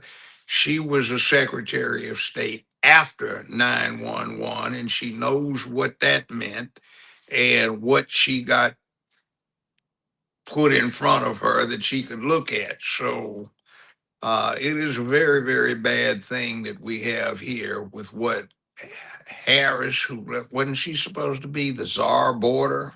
The borders are. Yes. So, yeah, the czar of the borders are. Excuse me, I misspoke. That was just you had your chance. You came and you put yourself in a chair for a photo op somewhere near the border. That's as close as you got to it in thought or attention, and your performance was a disastrous failure. It was indicative of incompetence. And on top of you being known as Word Salad Annie in Europe because you didn't listen to your briefings, you had no grasp of the issues, you demonstrated that you paid no attention to them, and you spoke complete nonsense. Those are two crucial indicia that you are a failure and your competence is lacking, and you're trying to appeal on a third grounds for support since your competence and suitability are zero, that you're a sister girl. So think about all of the effed up Wrap it waitresses up. you've had, all of the people who have acted a damn fool, all of the people that have killed your relatives, friends, acquaintances, and other folk in your neighborhood. And you think about the mess that you get just because somebody looks like you who does not know how to act. You don't need it just because of their paint job. We've had over the last 25 years 350,000 black folk murdered by other black folk, and that shows the phenomenon. Just because you have the same color scheme does not mean that you're going to help somebody out. You may be their worst enemies. She's not even one of us. She is a fake. She is a fraud. She's been that way her whole life. And what she is somebody that George Soros picked when she was first getting established trying to run for district attorney out in California. He financed her, he got her groomed, and then he paid for her to become attorney general for California, then U.S. senator, and then he financed her to become vice president, and he probably manipulated with some of these crooked charlatans in the Democratic Party behind the scenes to engineer her getting to be their presidential candidate without ever having been through a primary. And even when she was running for president before that, when she dropped out, that was because she had failed miserably in every primary for president, running against Joe Biden, the non-compass racist All right. idiot. So Now, I said that harshly. Now, with due respect, it's her right to be a goddamn incompetent fool under the First Amendment. well, So I I want to mean her play. no harm. I I wanna, just think she's detestable. fine. I want to move on, and I want to play this Al Sharpton clip. Well, no, this is somebody. He spoke at the National Action Network convention when he had like a roundtable, and I want to play his remarks, and then I want to play Al Sharpton response to it. So this is about 3 minutes. That you have more to be treated like a person. That's I not him. don't mean to go into this, but I think about a lot of our friends that people walk by and don't want them to come into the store because they believe.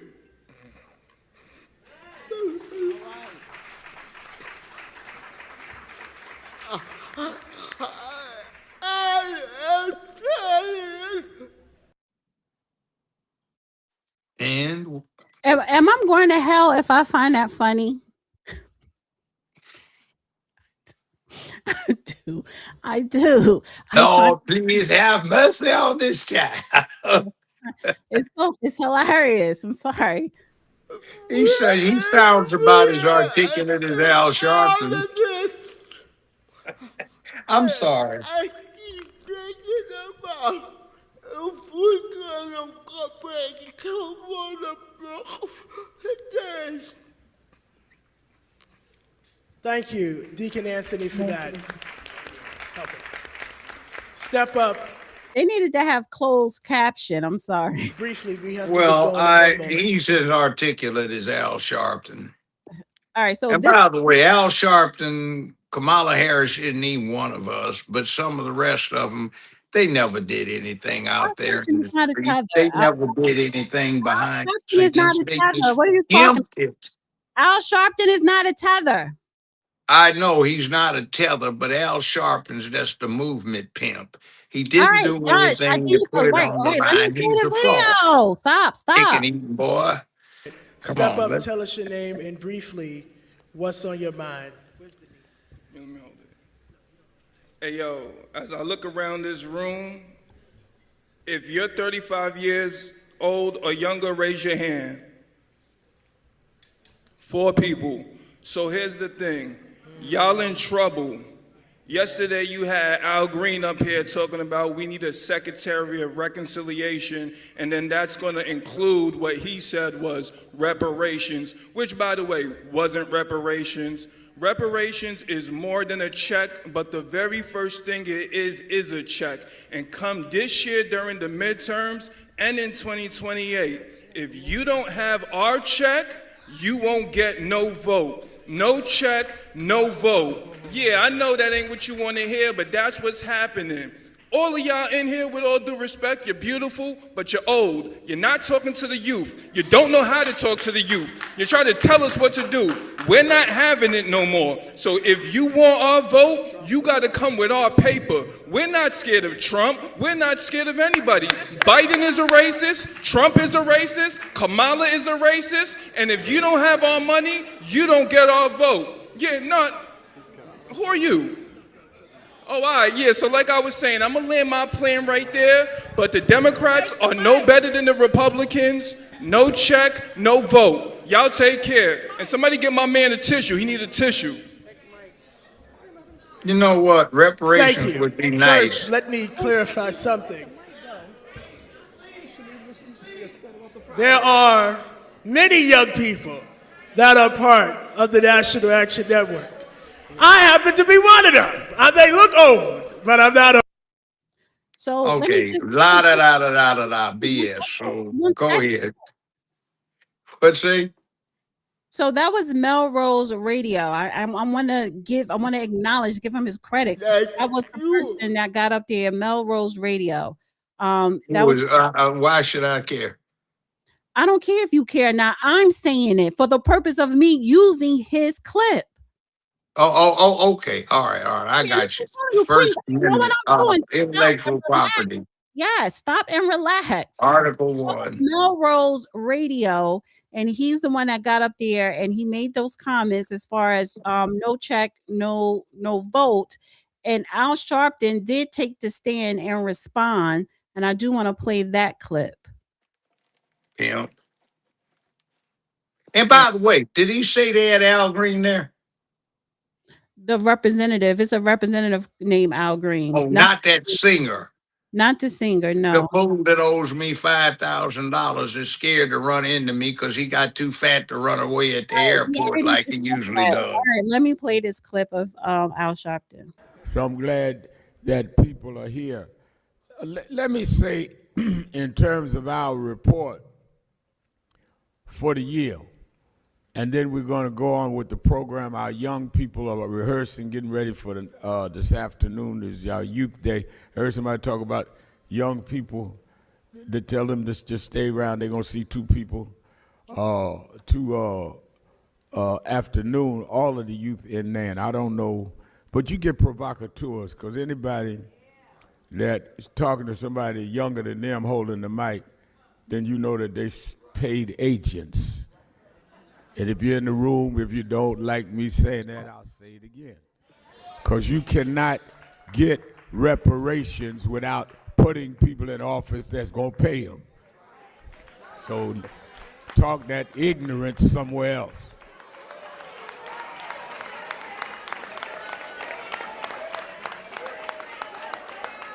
You know, people talking about we have been for all of our existence fighting for reparations, made every candidate pledge to it.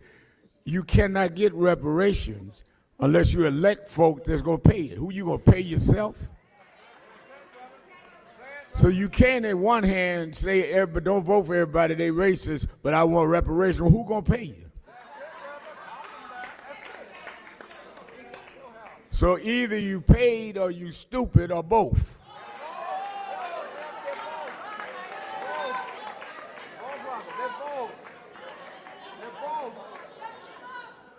I mean, I don't see nobody standing up. I didn't see whoever it was, but yeah, okay. I was at college and the guy stood up talking about, I don't believe in all that nonviolent stuff. Y'all need to get out the way and da da da da and da da da da. And all you punks, I said, hold it with the punk stuff. I said, because you got one punk out. You go to second punk, you're going to get the best nonviolent whipping you ever got in your life. Because I'm not scared of the folk we fighting. I ain't scared of the folk we fighting with. So let's be clear about that. Let me say that it is very important that we recognize our Punk. Now what you going to do? Punk. You pimping the movement. You ain't done shit except exploit it. You talk smack, and the bottom line is you talk about bought off.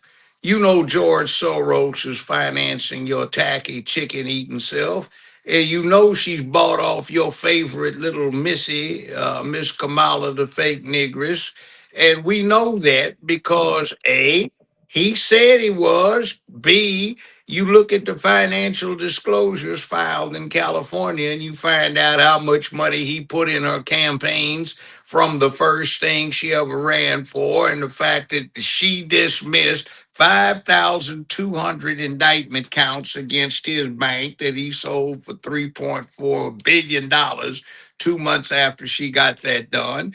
Yeah, and we know from the filings of every other something that she has ever run for that he's behind it. So what are you talking about, you chicken eating pimp?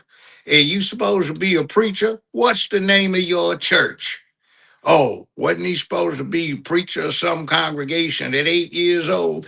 You got an 8-year-old preacher and you a congregation. You ain't out, disgusting. It's like, come on. Or what did this isn't me, I'm quoting, New York Post. What did they put him on the front page, call him? Reverend Rat? Wasn't that Oh, it? what are your thoughts on what the guy said as far as no check, no vote? Well, that's fine. Take them out. If they can't see past that, that just exhibits the effects of the propaganda.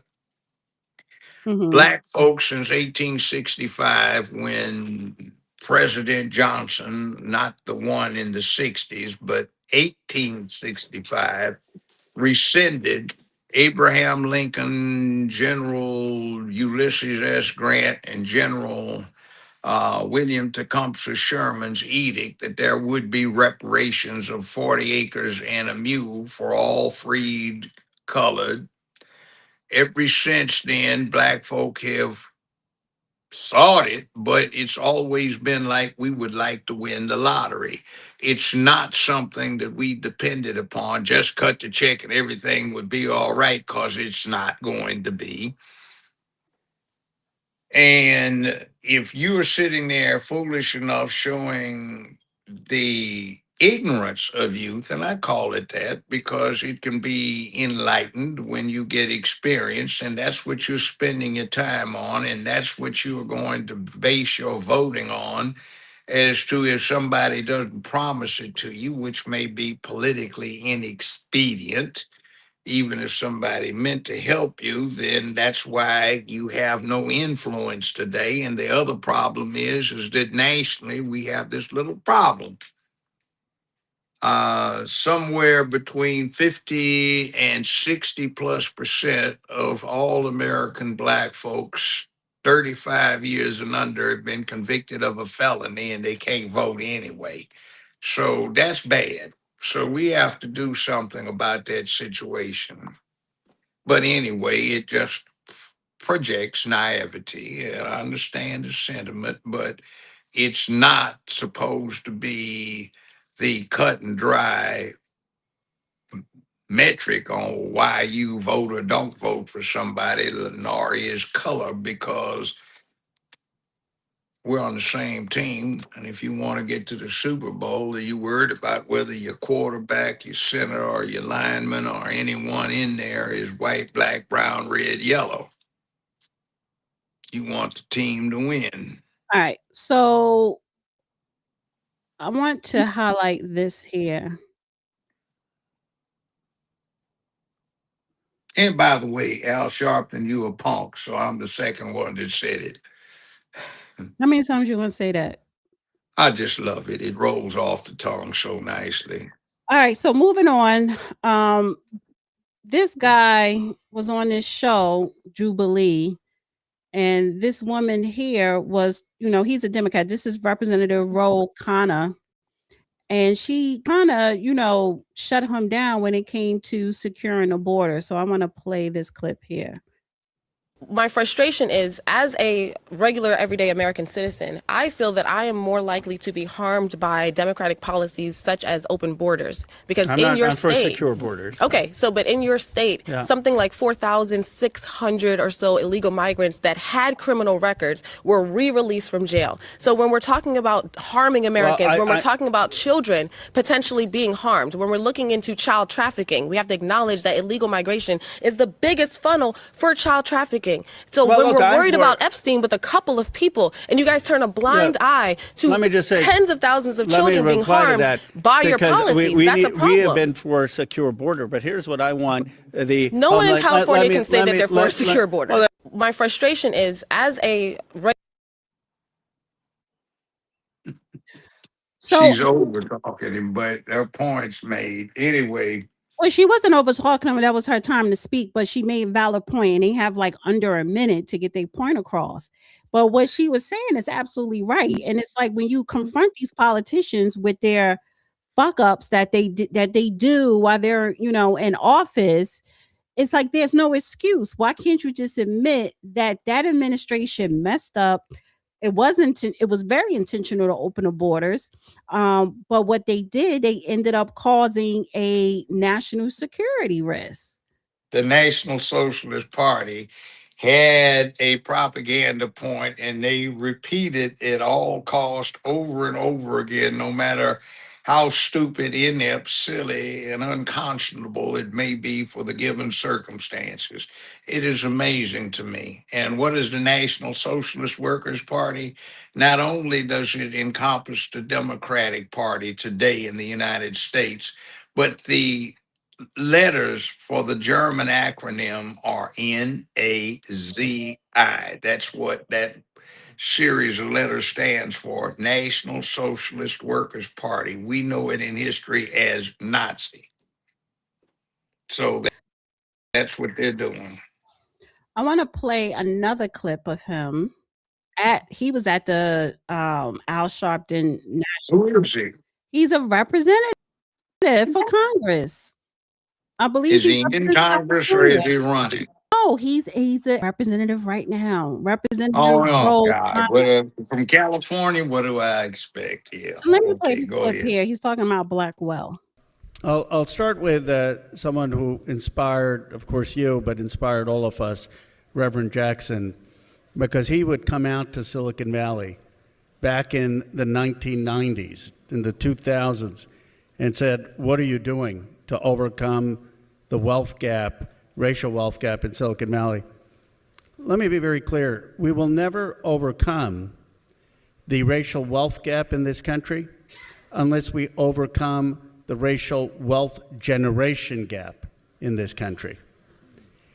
And the reality is that the black community was excluded from the agricultural revolution, excluded from the industrial revolution in many ways. Shame on us if the black community will be excluded from the AI and digital revolution. So the first thing I'm doing, and not just rhetorically, but what I've been doing for the past 10 years, you mentioned my grandfather and the connection to Gandhi and civil rights movement, but my parents wouldn't have been allowed in America if it weren't for people like you who marched and went to jail in 1965 Immigration Act.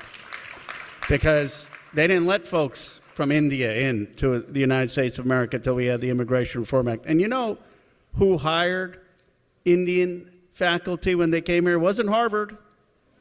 It was not Stanford. You ought to ask Nikki Haley, the South Carolina governor, who hired her father. It was an HBCU. Now we got all these, and I'm proud of them, we got all these Indian American leaders at these tech companies. I said, don't forget the past. So I partnered with Representative Clyburn and others, with NVIDIA and Google, to create partnerships at HBCUs. Because it's not enough to just have the words. What is the work? Where are the receipts? And we created partnerships with Claflin, South Carolina State, and about 30 other HBCUs, $5,000 scholarship, to your point, 9-month course, 10 hours a week, $75,000 job, and you can do it remotely. And those are the type of initiatives we need to make sure that the black community, talented people, have actually a stake in the digital economy and AI revolution. So here's, well, let me speak first, because He's saying all this stuff, all these wonderful things that Black America has done to make it possible for his family and him to come over here and succeed, and for his, lineage to come over here and succeed.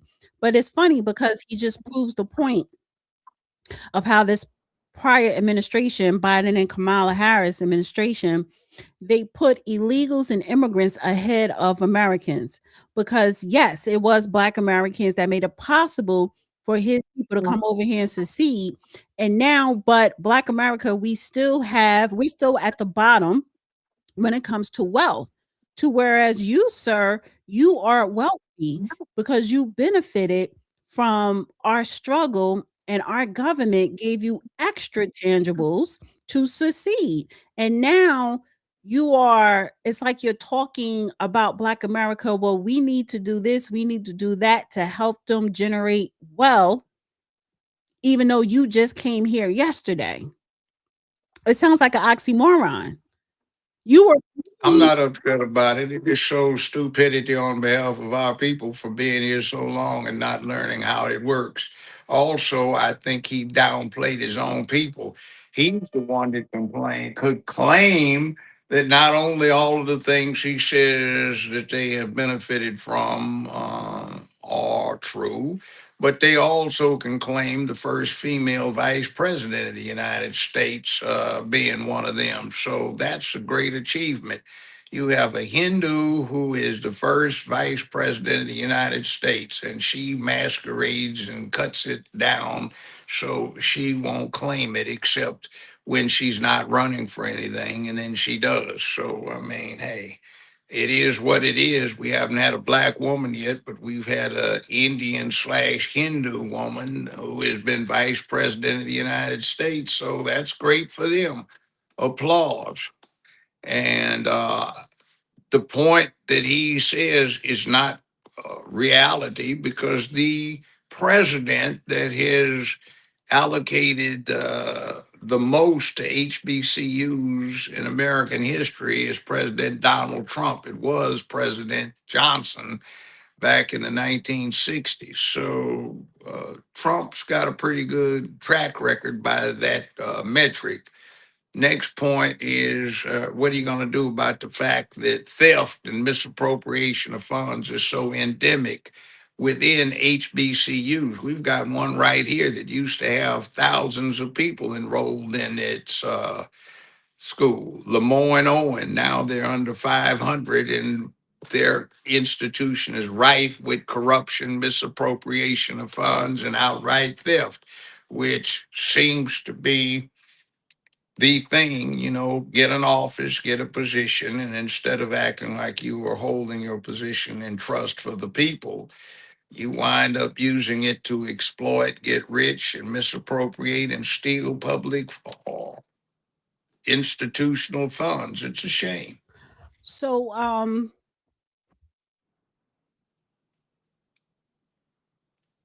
That's bad. I'm trying to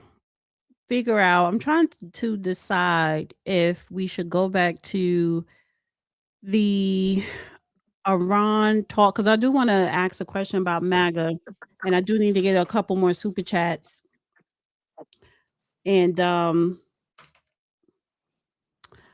yeah, actually, let me highlight this because he's been sending in super chats. Wait a minute, let me stop sharing here.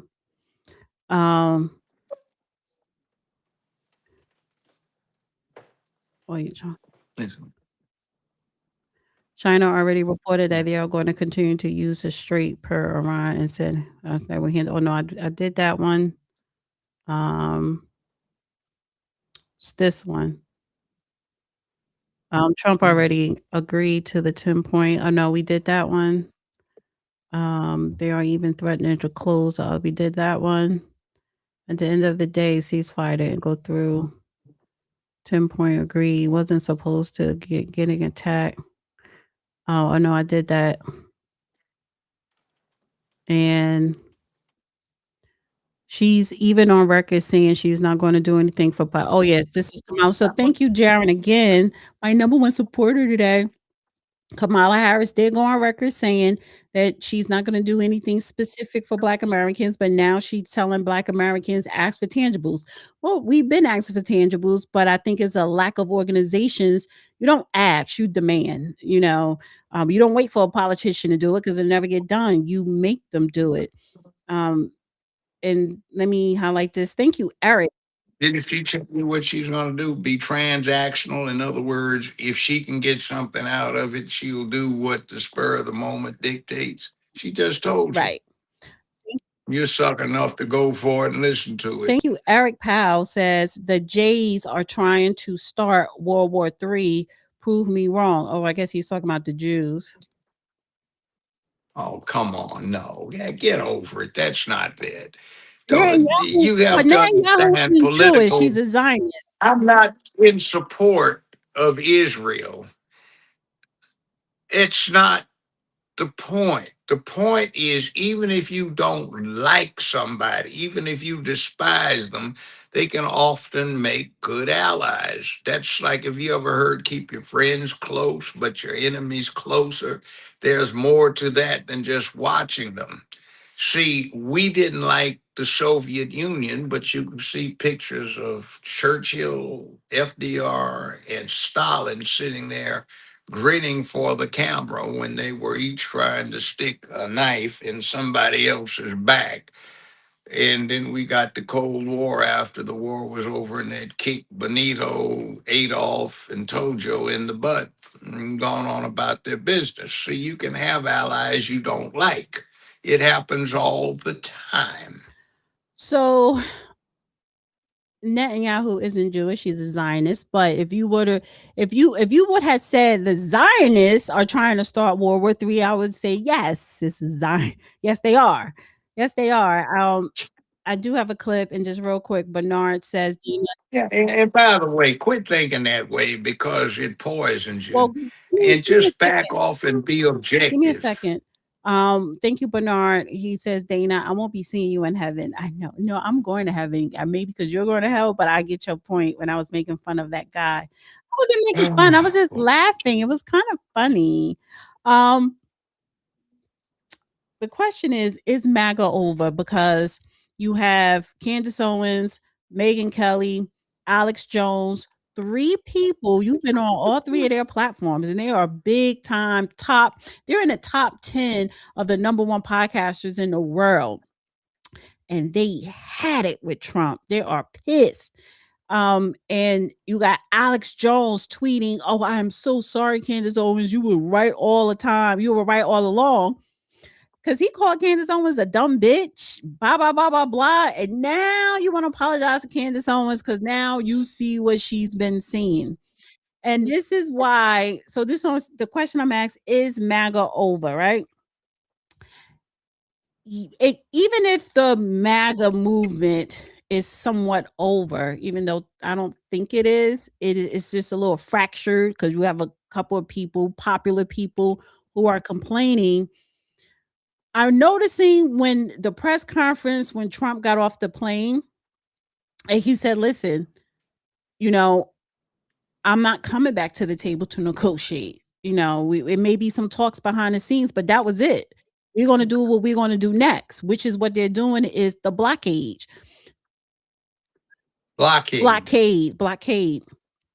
So all of that rhetoric with the Truth Social polls on Easter Sunday, that was tasteless. However, one thing about Trump in his position, no matter if you're a Democrat, Republican as president, you cannot listen to the outside noise. We don't know exactly what is going on in that Situation Room.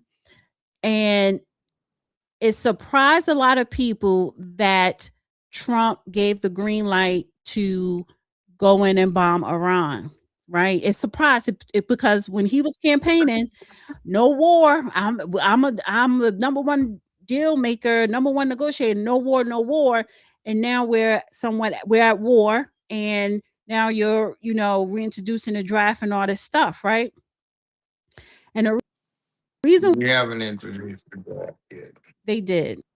They opened that's Congress. That's mandatory now. But anyway, so You have I to wish you would register. just It has stop been for the last cutting me 30 off. years. But go Stop, just stop, just stop. So Trump is above the noise because when you really do research, because everybody, even these podcasters, even Candace and Alex Jones, Melly Kelly, Megan Kelly, and all these other people, they're speaking from a superficial level. We talked about last week, Biden is under investigation, Tulsi Gabbard with Ukraine. Gas prices were higher under Biden for like a year because of Ukraine war. Gas prices with Trump, he's very transparent. Yes, it's going to go up, but it's going to come down. It's currently went down under $100 a barrel right now. Even if it goes up a little bit, eventually it's going to go back down. The point that I'm trying to make here is he is handling something that was avoided, whether it was intentionally or not, or you had a weak person in position, the Biden administration, that did not want to address it. But the Iran situation in some form had to be addressed. Was it all about nuclear? Well, that's the number one thing, and probably some other things. The Iran situation had to be addressed. I was shocked that he's addressing it now, but why not? Get it out the way now, and you have the next 2.5 years or 3 years to govern, right? Obama actually enriched Iran, because either we're going to talk about it today, or I'm going to save that. Actually, I'm going to say that for Thursday, because he's under investigation for that. So he enriched Iran. Biden was too seed now to even deal with Iran. Going further back, it was just a mess. Iran was never dealt with, and it had to be dealt with. And this is the only man that could deal with the Iran situation and not give a fuck what anybody says. He doesn't care. He doesn't care if Candace, Alex, Megan, and Tucker Carlson and everybody else, is coming at him. And he, yes, he's still going to go on Truth Social and post these posts that sounds crazy. And because he knows how to troll. He knows how to throw out the propaganda. He knows how to troll better than anybody else. But you need someone in position of power as president to deal with Iran. And he's dealing with it. And it needed to be dealt with. And he doesn't give a fuck who's mad at him. So with that, I do give him, what should I say, a better lack of a better word, more grace, because Iran has always been labeled as the boogeyman to the US. Why? And we'll talk about that later in the week, Judge. But it had to be dealt with. Israel, and then people say, oh, he's dancing for Israel. No, we give Israel the power and the weapons and a position to attack Hezbollah and Iran or whoever else for our own goals, for our agenda. So it's something deeper that's going on. And I say all that to say, as far as MAGA over, if you are a MAGA supporter, you white people out there, and sprinkle in some black. If you were a MAGA supporter from the beginning, his first term, this term, and if you listen to all the other podcasters that are turning their backs on Trump, and you decide I'm no longer a MAGA supporter, then you're two-faced. You were never really a loyal supporter. If you down with someone, then damn it, be down with them. There's no backing out. And if you are backing out, if this is the end of MAGA, then all of y'all was full of shit in the beginning. You don't want the Democrats to win in the midterms, and you don't want them to win in 2028. But let's focus on the midterms. You don't want the Democrats to win in the midterms. But go ahead. Is MAGA over? Me? Yes, it's your turn No, to talk it's now. not. It's not over, and it's actually pretty strong. What you're really looking at is the juxtaposition of rhino Republicans and the old guard in the Republican Party and the new populist trend in the Republican Party. It's sort of like with certain people, the Democratic Party shifted its image. Same thing as with the Republicans, that party has shifted its interest. MAGA is a staunch component of the Republican Party. You've got the new Republicans and you've got the old one, the rhinos, Republican in name only because they've lost track of what they're supposed to be about. And MAGA, by the way, has the makings of a viable third party that can split off from the Republican Party. It's got organization, it's got money, it's got a president in office, and some that look like they are pretty good, either the current vice president or the governor of Florida, who can take over the mantle and wear it well. So it's got a future. Now, the Democrats, they are relying on zealous loyalty by their acolytes and apostles who basically are supporting the rainbow cult. Now, that's their right to push their position under the First Amendment, but in essence, if you support the Democrats, that's what you're doing. So I think a great deal of what's being reported as a drift away from MAGA is actually falsehood that is propagandized by a media, a communications industry, a news industry, and an entertainment industry that is staunchly in the pockets of the people that are pushing their rainbow cult theology, and that's the Democratic Party. So I look at it right now as we've got a contrast between normal people and the people who want to press their particular divergence from normality, which they can't help, like that guy that you were laughing about who was afflicted. It's an affliction just like that. Because And we don't have to support it other than saying that it can be tolerated, but we don't have to support its advocacy as a condition that should be expanded to include all of us. So I want to issue a professional apology to you, Judge, and to the audience.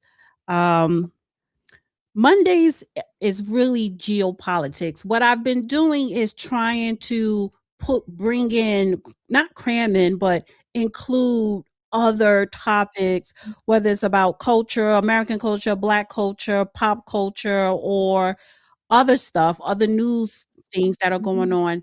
And I can't, because that's why I'm always saying to you, cut it short, 'cause we gotta move on. And I just decided just now, like, you know what? There's too much that need to be talked about when it comes to geopolitics. So Mondays going forward, 2 hours just on geopolitics. I'm not going to include anything else. I could do a live mount on another day and include all the extra stuff, and then when we pre-record on Thursdays. Because it's very important for people to start getting familiar with geopolitics. They're not being taught geopolitics in school, barely in college, right? It depends on your major. But geopolitics affects everything globally and what goes on in our nation as well. And it's very important to know what is going on. And really, that's a lot of times the presidency is really dealing with a lot of geopolitics on a day to day. Because this is so much. And that's why I definitely have to save the rest when we pre-record Thursday, because I wanted to bring up Beirut 83 because somebody in my comment section under a video, and I do have the screenshot. He put Beirut 83, and then I Googled it, and I'm like, oh, you touched on it maybe last week when we talk about stuff, because you went all the way back to how did this all start with Iran, and that was around that time. We don't have the time right now, and this is why I issue an apology, because I wanted to bring in the Democrats and the Al Sharptons, and I could have allotted that time for further discussion on geopolitics. So I'm just making an announcement going forward. We're just going to be focused on geopolitics, China, Russia, Iran, the presidency, so forth, or whatever. But I definitely want to address Beirut on Thursday. So yeah, so as far as MAGA, the Republicans, if you're scared, go home and lock the door. You're not built for a Donald Trump administration. You really got to be built for that type of administration. Whether, is maybe you can help me out here, because you really have. Okay. Go ahead.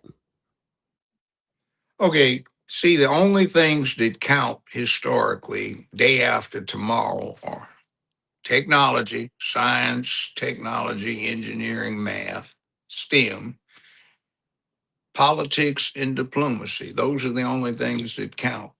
Medical stuff, that counts too, because you got to be in good health or alive to deal with it. Now, everything else is a distraction or an entertainment or controlled by those things: science, technology, engineering, math, diplomacy, politics, and medicine. Everything else, if it disappeared, it wouldn't make any difference as to what happened tomorrow. It wouldn't make any difference as to what happens with the price of gas, what's going on in terms of the price of food. See, if you go to a zoo and you watch the chimps or the baboons, they're engaged in politics. And that's what it's about. That's all it's ever been about. And when we read history, that's all we're reading about, in essence. So, of course, yeah. But you see, we are taught to be susceptible to something Caesar told his boy, um, Mark Antony. Was it Brutus too? No, not Brutus, but Mark Antony. He told Mark Antony, when Antony asked him, he said, "Oh, great Caesar, what do you think the Roman people will do when they find out you've been made dictator for life?"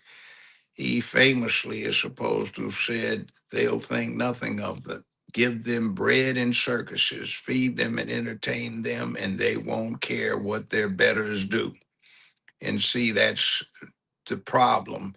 There is this concept of betters, meaning the alphas, and there's this concept of those who serve, or those who are bossed, or those who are governed, everything down to the omegas. And those who are not alphas, or maybe betas, dislike their status very uh, acutely. They hate the fact that alphas and betas run everything, but they're not willing, or they're not smart enough or enterprising enough to move from their nobody gives a damn category, except we have to be nice to them, and it's our duty to protect them as the alphas who are supposed to be between the leopard and the rest of the pack.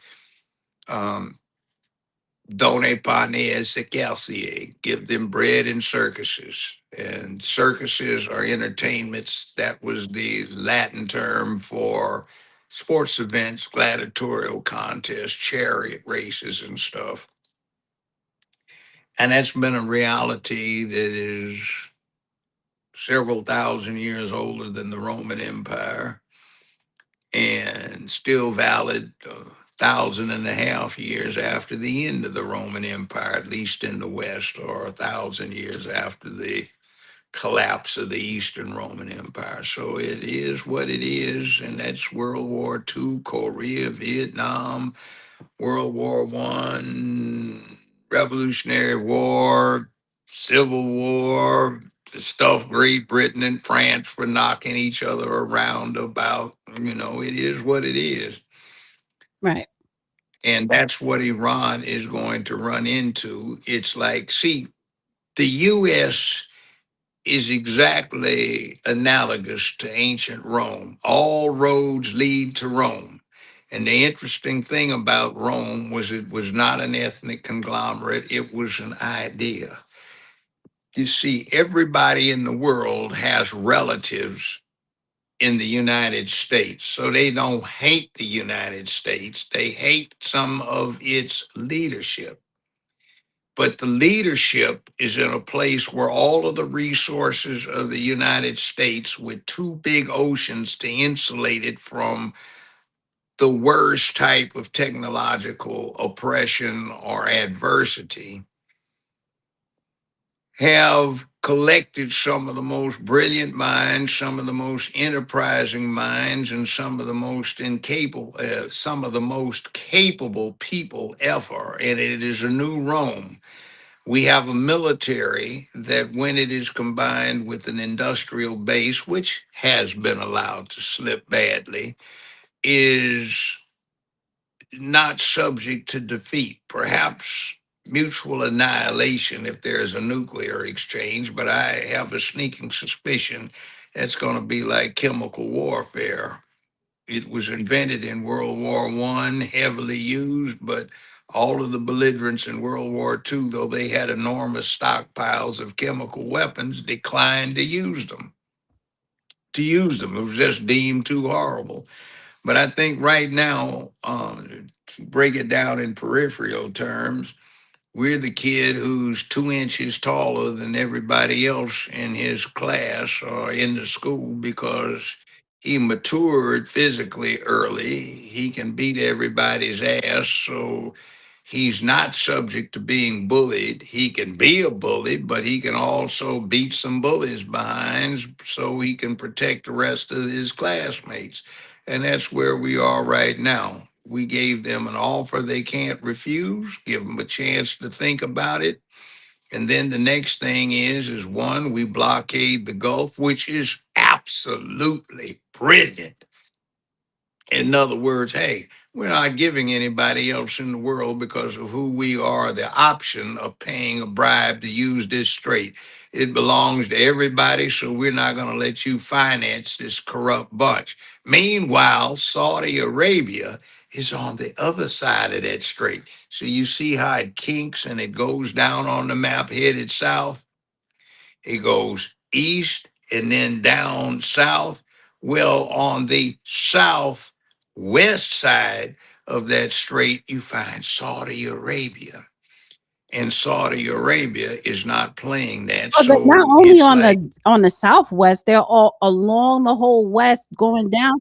that's Yeah, what I from north mean. to west, Saudi Arabia. Yeah, and because on the Yeah, it other side goes is from the north. Red Sea. So so Saudi Arabia The covered Red Sea is over on a the little other side bit. of Saudi Arabia. So Saudi Arabia it touches the Strait and the Red Sea. Yeah, so Iran is presuming to close a strait that 3 other countries border on. So it's kind of like, where are you going with this? What gave you the idea that you can get away with this? And see, we went to war in 1990 to defend Kuwait, and Iran is attacking Kuwait. We have always had Saudi Arabia as an operative ally, even if they're quiet about it. So they are being attacked by Iran. We have United Arab Emirates. They've been attacked by Iran. We have all of these entities that Iran has foolishly alienated. And we have Iraq, where we were there from 2003 all the way through 2007, 8, or 9. So you see, Iran has put itself in that position of harming all of these people that the United States has been intricately involved with. Israel, people talking about the Jews this, Jews that, and just quit thinking of it that way and back off and take a look at Israel's location in the region and the fact that we supply most of its aircraft, we supply a lot of its ammunition, but not all of it. They're independent on that. We supply a lot of expertise and they do a lot for us. They have, by virtue of their frequent combat, provided us with a real world laboratory to test stuff out. We found that the vaunted Soviet armor, the tanks that they had, T-54, T-55, 62, 64, T-72s, weren't as good as we thought they were. They learned that too, but they haven't done anything to improve So real them. quick, We found out a lot of so if you look things. at, so this is the thing, because when people sit up here and want to say, oh, we are controlled by Israel, not necessarily. Now we control Israel because we give them all of their military weapons, and without Not all, not all, in the not all. beginning and throughout the years, we built up their military.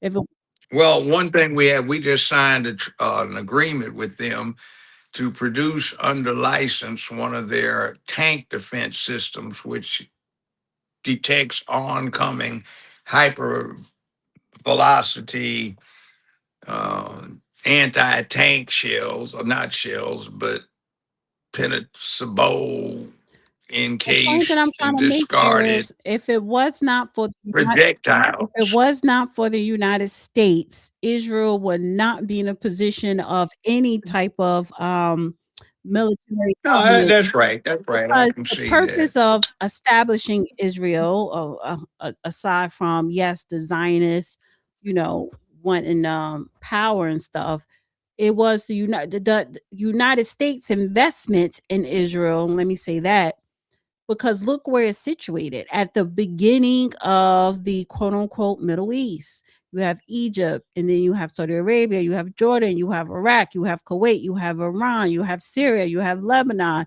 you have Oman, you have United Emirates. You have all of these major players when it comes to the Middle East, oil or what have you, a lot of history there. So here's little Israel tearing shit up in Iran and Lebanon. I mean, listen, I definitely don't agree with the fact of what they did with the Palestinians. We're not getting into that right now. But what I'm saying here is, it's not. I don't like what they did with Palestine Yeah. either. So what I'm saying here is, and that goes back to Trump. Disagree, agree that's you have a right to do that, but you never jump ship, because this is not about Trump. This is about this is about our government here and why we want a strong foothold over there in the Middle East. So, and this is why I'm saying, Yes. mhm. This is about what we learned when we didn't keep the Kaiser in check. This is what we learned when we didn't keep Adolf in check, or Benito, or Tojo. This is what we learned also in another way when California imposed its horribly racist policies on the Japanese back in the 1930s. We didn't take that into consideration. You see, there are consequences to ill advised activity, but sometimes what is often taken as ill advised by the hoi polloi on the immediate front is, in fact, historical wisdom. We had all of these people who were very much opposed to standing up to Adolf and wanted the U.S. to be isolationist, but we found out isolation did not work in the late 1930s and early to mid 1940s. You couldn't, but we tried. So if we had gotten involved, there's a good argument that the United States, with a little bit of its industrial muscle, and if it had not let its military slide so far, could have stopped World War II from happening, but it didn't. So then we wound up with the largest army in world history, with Ike Eisenhower being military commander of 12 million people in uniform at the end of World War II in Europe. So Yeah. that is what we can do. Well, at the end of World War II, that was the establishment of Israel. So Well, yeah, but Israel came about as a guilt trip from Britain and Not France not exactly. because they Yes let the and no. Nazis Yes take it. and no. But listen, listen, listen. Let's put a pin in that. Well, I just have a book for you to read. Read Menachem Begin's autobiography. He once held Netanyahu's position as prime minister of Israel. Read what he has to say about it. And he admits he was an assassin, a terrorist, and a saboteur. So it's interesting what he has to say in that book. Listen, thank you to everyone that sent in a donation, which would be Jaron, honey. Thank you. And of course, it was other people as well. I really appreciate you guys tuning in today with us. Thank you, everyone that sent in donation. Love you most of all. Thank you to my moderators, everybody in the chat, everybody watching on X. Shout out to you guys as well. And of course, thank you to Judge Joe Brown. And like I said, going forward on Mondays, strictly geopolitics. That's the main course for 2 hours. And then the last 30 minutes, it could be something else. But 2 hours geopolitics, because it's a lot involved in that. And I don't want to be like, okay, let's move on. I kind of want to. Okay, got you. I Yeah, agree. I yeah. think that's a good thing. Yeah. You're the producer and the director. And by the way, let's hurry up and get the hell to Mars so we can have a more interesting battleground to shoot it out in with more interesting stuff, ray guns Ain't and nobody, you can go to interesting Mars. missiles. And The ones who want to yeah, go to well, I'd Mars, love yeah, to go let to them go to Mars. Mars. The ones who want to go to Mars. I'd give anything to go to Mars, but I'm too old and probably way too decrepit. So anyway, yeah. All right. Thank you, everybody, for tuning in. And we'll see you. Well, I'll see you Wednesday. You'll see the judge again on Thursday. Bye. Don't forget tomorrow. Oh, tomorrow's X, right? X space. Yeah, More X-Space. geopolitics tomorrow, but I may switch it up a little bit tomorrow as well. But it's mainly geopolitics. So, and it's open mic, so it is whatever. But all right. And we'll have all of the usual positions, the ill thought out but fervently believed in positions. So please amuse me tomorrow. Let's have some rational analysis, which we have a lot of, but we have so many folk that are so tied up in their emotions. Oh my God, it got to happen. And I have to come back and give a little dramatic reply to it. So anyway, wow, we whoop-de-doo. Good night.